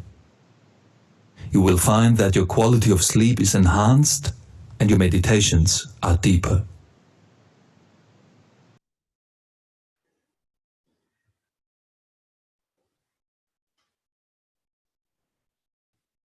Sit comfortably with your hands toward the lit candle, palms upwards.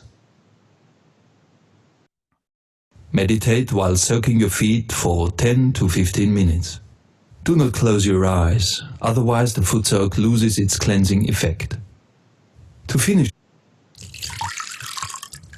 rinse and dry your feet.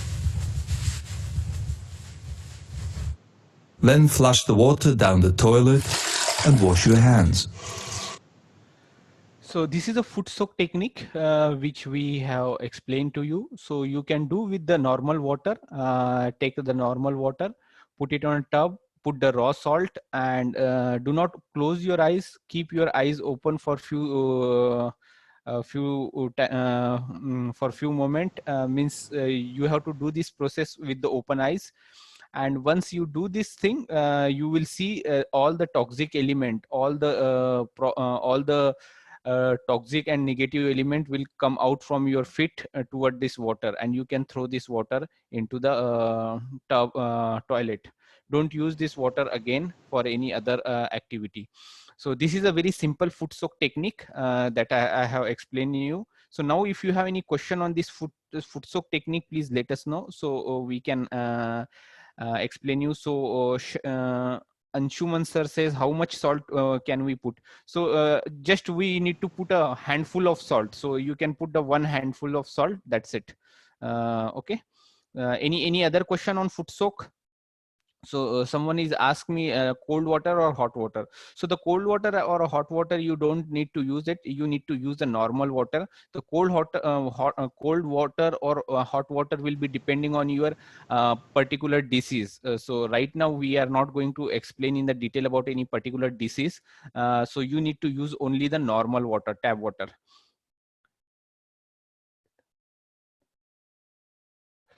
Okay, so actually I have asked you to concentrate on your palm and top of your head. Okay, there is a question, what is the lady doing with her hand? Okay, so the Dr. Nima ma'am has asked, actually this is the some steps.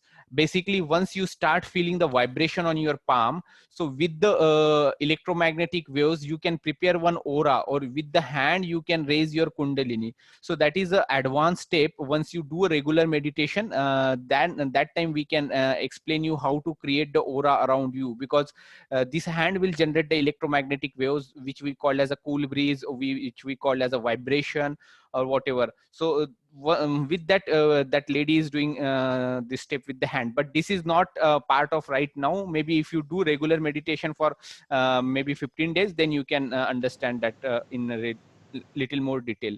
So raw salt is very cheaply available. Yes. How long shall we put these legs in water? No, okay, already answered by Dr. Ashok Kumar Mishra, 10 minutes. You need to put it on a 10-minute. Okay. So now I will be sharing little more scientific thing about the Sahaj Yoga. So whoever have any question specific on scientific part, please feel free to ask. So depending on your question, we can explain you a little more about the medical part, about the Sahaj Yoga. So this is the photo of Shri Mataji Nirmala Devi, the founder of Sahaj Yoga. And she discovered this technique, and with this technique we can do en masse realization, en masse meditation today. Previously we used to sit only 1 or 2 person, but Shri Mataji Nirmala Devi discovered the en masse self-realization process. So this is all about our central nervous system, which will get activated, and this is the place in our body which we call as a sacrum bone. This is how it look like, and here the kundalini energy will be located. So if you go more scientific, so where we get the feel cool or hot breeze, so this is the place we call as a Brahma Randra, and from this place we the cool breeze is generating from our head. It is in more detail. So this is the part. So optic chasma, I told you this is the chakra which we call as Agya chakra. If you are thinking too much, this chakra get imbalanced. So this is the actual location in the brain where we call as optic chasma. And then we in Sahaj Yoga, the liver is playing more very important role. If you have a very good liver, you can do a very good meditation. So there are some do's and don'ts for liver. So for liver diet, we always recommend you to drink water, sugar, black kokum, ginger, rice, chana, fruit, vegetable, yogurt, grapes. So these are the thing which you can eat for the liver diet. Okay, this will make your liver very healthy, and we request you avoid the thing which is creating a problem to your liver, like spices, ghee, butter, coffee, cola, basically the cheese, fried food, white bread, mushroom, red chilies. These are the item which is creating a problem for the liver. So we always recommend you to avoid this item for the liver stuff. Then some of the thing which is restricted intake means you can take, but in a very small quantity, like tea, urad dal, tur dal, eggs. And there is a absolute thing is like you should completely avoid the alcohol, because alcohol is a very dangerous for the liver. So now, depending on the question, like if you have a hypertension, this hypertension come from the right side. If there is a imbalance in your right side or right swadhisthana, then you get the hypertension. So to resolve the hypertension, what you need to do is do the foot soak technique regularly 2 to 4 times in a day. You do 2 to 4 times your if you are suffering from the hypertension. Okay. Then to my screen, right?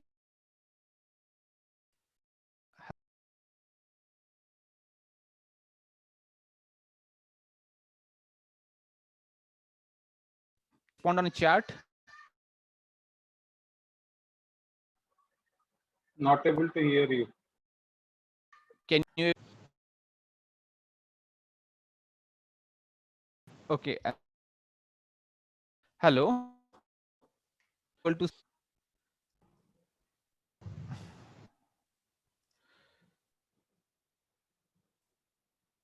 Yes, so please carry on. Okay. Sorry, I thought the audio is not clear. So Yeah, it no was problem. not, but now it's better. Yeah. Okay. So for hypertension, those people who has a hypertension, I have explained you the procedure. Those people has a low blood pressure problem. They can take this is because of the left side imbalance.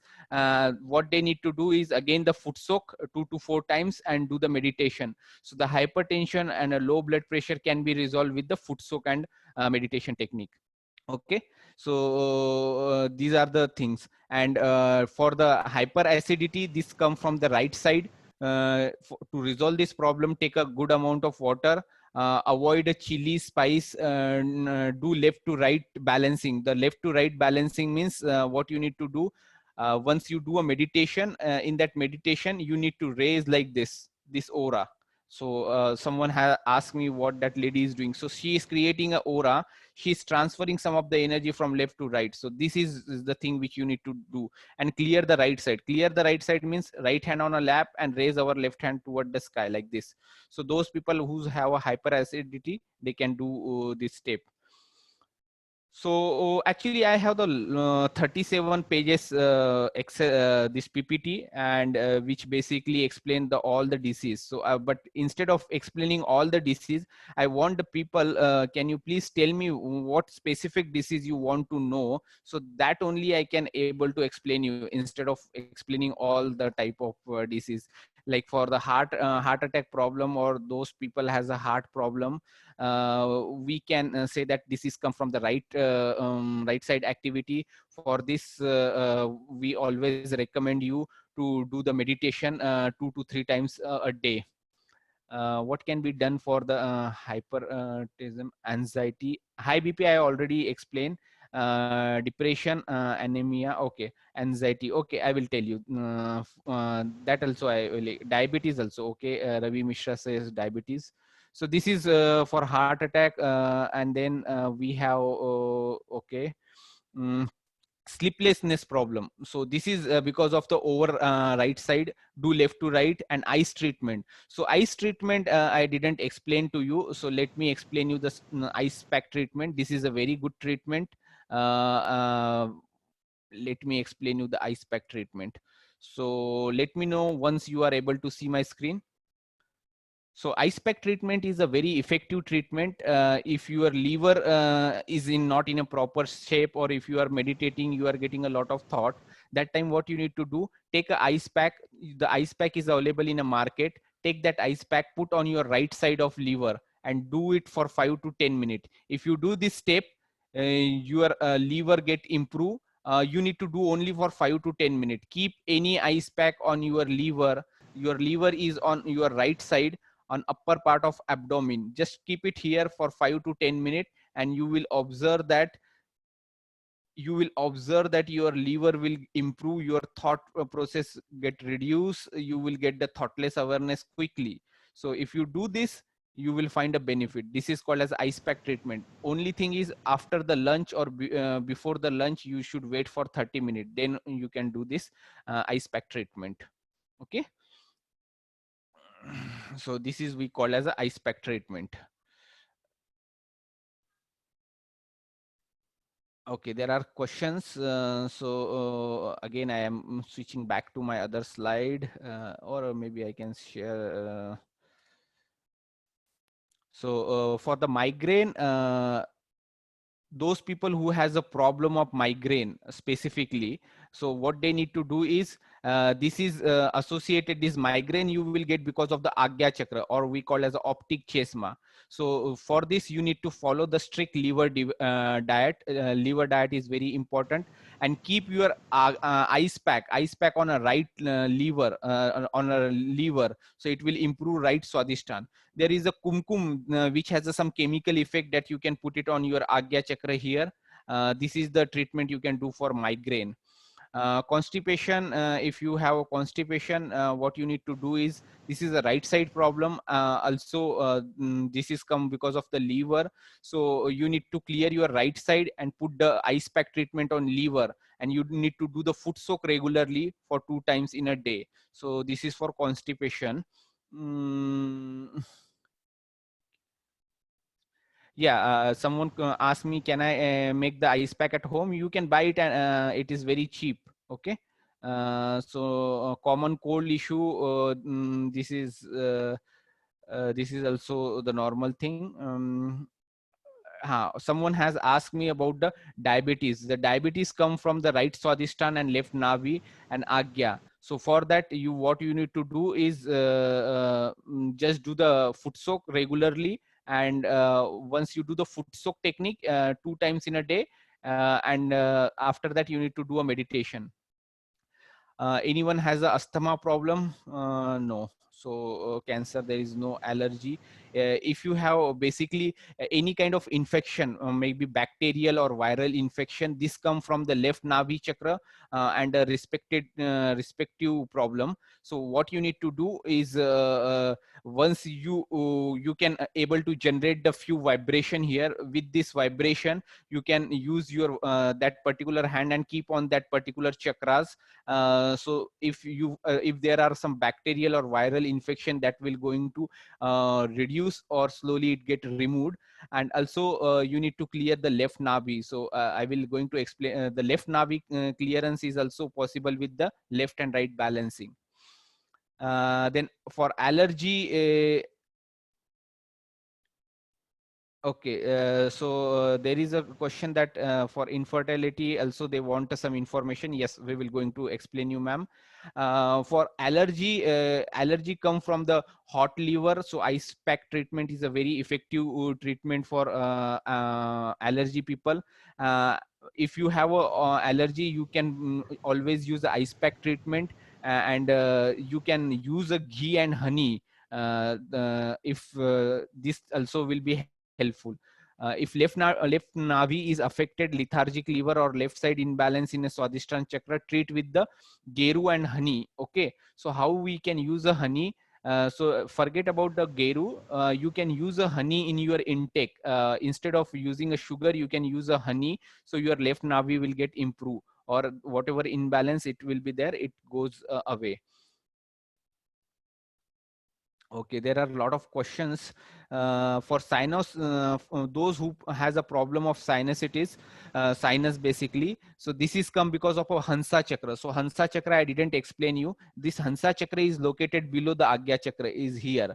Okay, and this is very important chakra for the decision making or discretion. For example, again it will go in a very detail, but for this, what you need to do is you need to inhale the stream, a plain water stream. If you inhale this hot water stream, it will improve your Hamsa chakra, and you need to do a meditation continuously.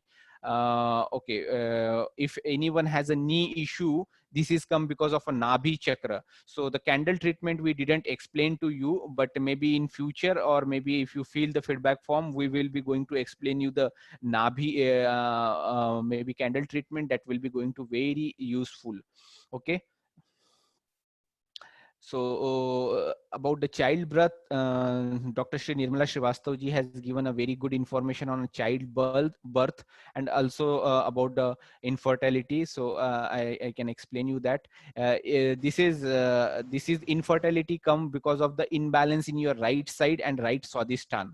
So those who has a problem on the right side or a right swadhisthana, those who are facing infertility. So what you need to do is take your right hand on a lap, raise your left hand toward the sky, do the meditation, balance your right side, and then do meditation for 10 minutes. And every night you need to do the foot soak. If you do this technique regularly, you will see your infertility problem will go away without any medicine, without any problem. This will resolve. Okay.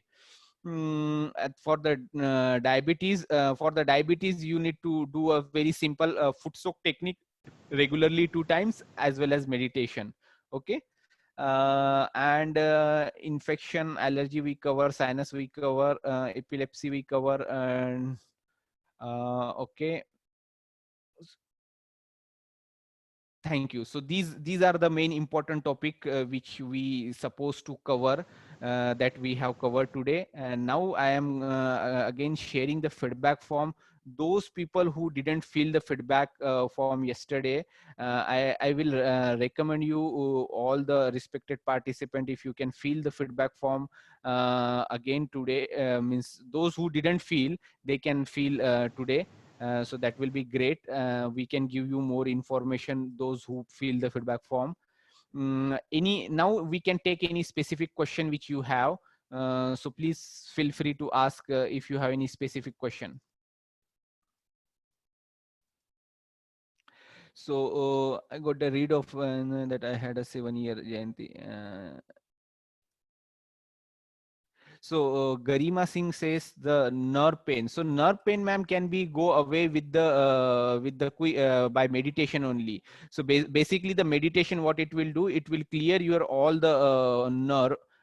So it you get a quick relief. Okay. So Garima Singh, meditation technique. Oh, if you didn't know the meditation technique, I'm posting again the 9-step meditation video. You go through it and find out the thing. What else? So Professor Ashok Kumar Mishra, you are there. You want to add something? Ashok Kumar Mishra?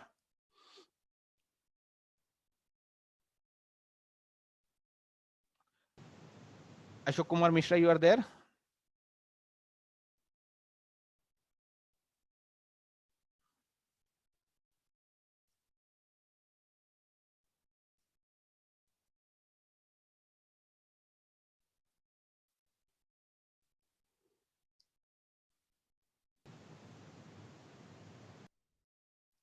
Any other question?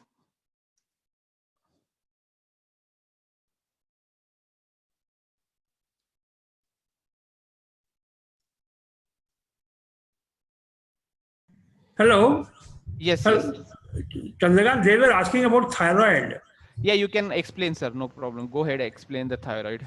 No, you can explain. I'm going to take that exercise. You can take exercise. I will later. I will explain that. Okay, okay. So one simple exercise. Everybody close their eyes and think whom they like the most. Whom they like the most. Now, can anybody answer?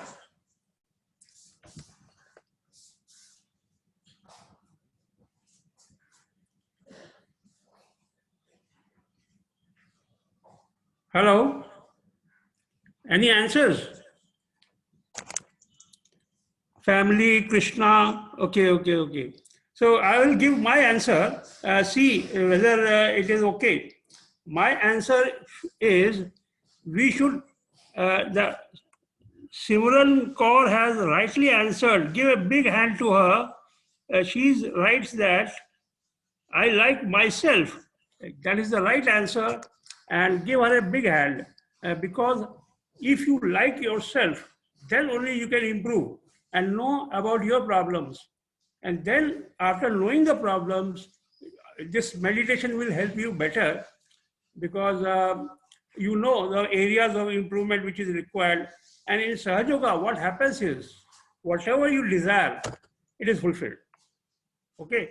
So once you know about yourself completely, your emotional parts, your dynamics, and your physical part, whatever problem is there, you have to come to know about it. So knowing yourself is most important. When you will know yourself, when you love yourself. Otherwise, your mind will be towards Krishna or towards family or towards parents and all that. But okay, very good thing to have a mind towards these parents and Krishna. But first of all, you have to have yourself in number one condition. Then only you can help your family and do the puja of Krishna and whatever it is. If you are not well yourself, how can you help your family members and Lord Krishna and all those things? So first is knowing yourself, and that comes through introspection after meditation of Sahaja Yoga way. And then you will have a true desire, pure desire, because your Kundalini power knows what is to be done for your, for example, you have got acidity, and now you are desiring some big purchase of something. But your Kundalini power will decide, no, you have to be healthy first. So it will cure you first. And then it will help you in getting the thing which you want to buy. So this is a small example because I was affected by migraine myself 25 years back. And I had a lot of desire. But first thing after Sahaja Yoga, I cured of migraine. Then I realized this Kundalini power gives preference to your health first, your safety first. You are safe. Any accidents, you'll be safe. But I don't say that you purposely do it, but you try your best to follow the rules on the road and all, and be safe, and this power will help you. So your Shuddha Ichha is going to be granted when you know yourself. When you find out what are your problems in yourself, you can have a behavioral problem, getting anger too much. So once you decide, yes, this is my problem, I want to get rid of it, the Kundalini power will help you and take you away from that problem. Thank you so much.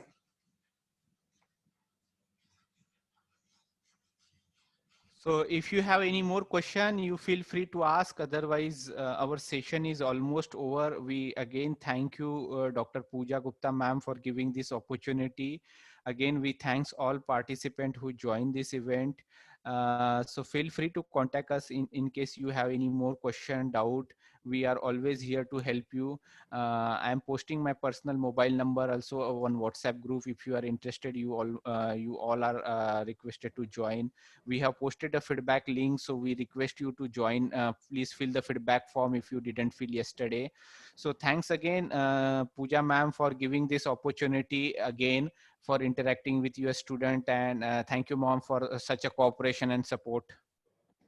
Thanks to you, sir, in fact, for sharing such wisdom with us. And it was really, I think, very, very beneficial for all of us, and we'll stay connected with you, surely.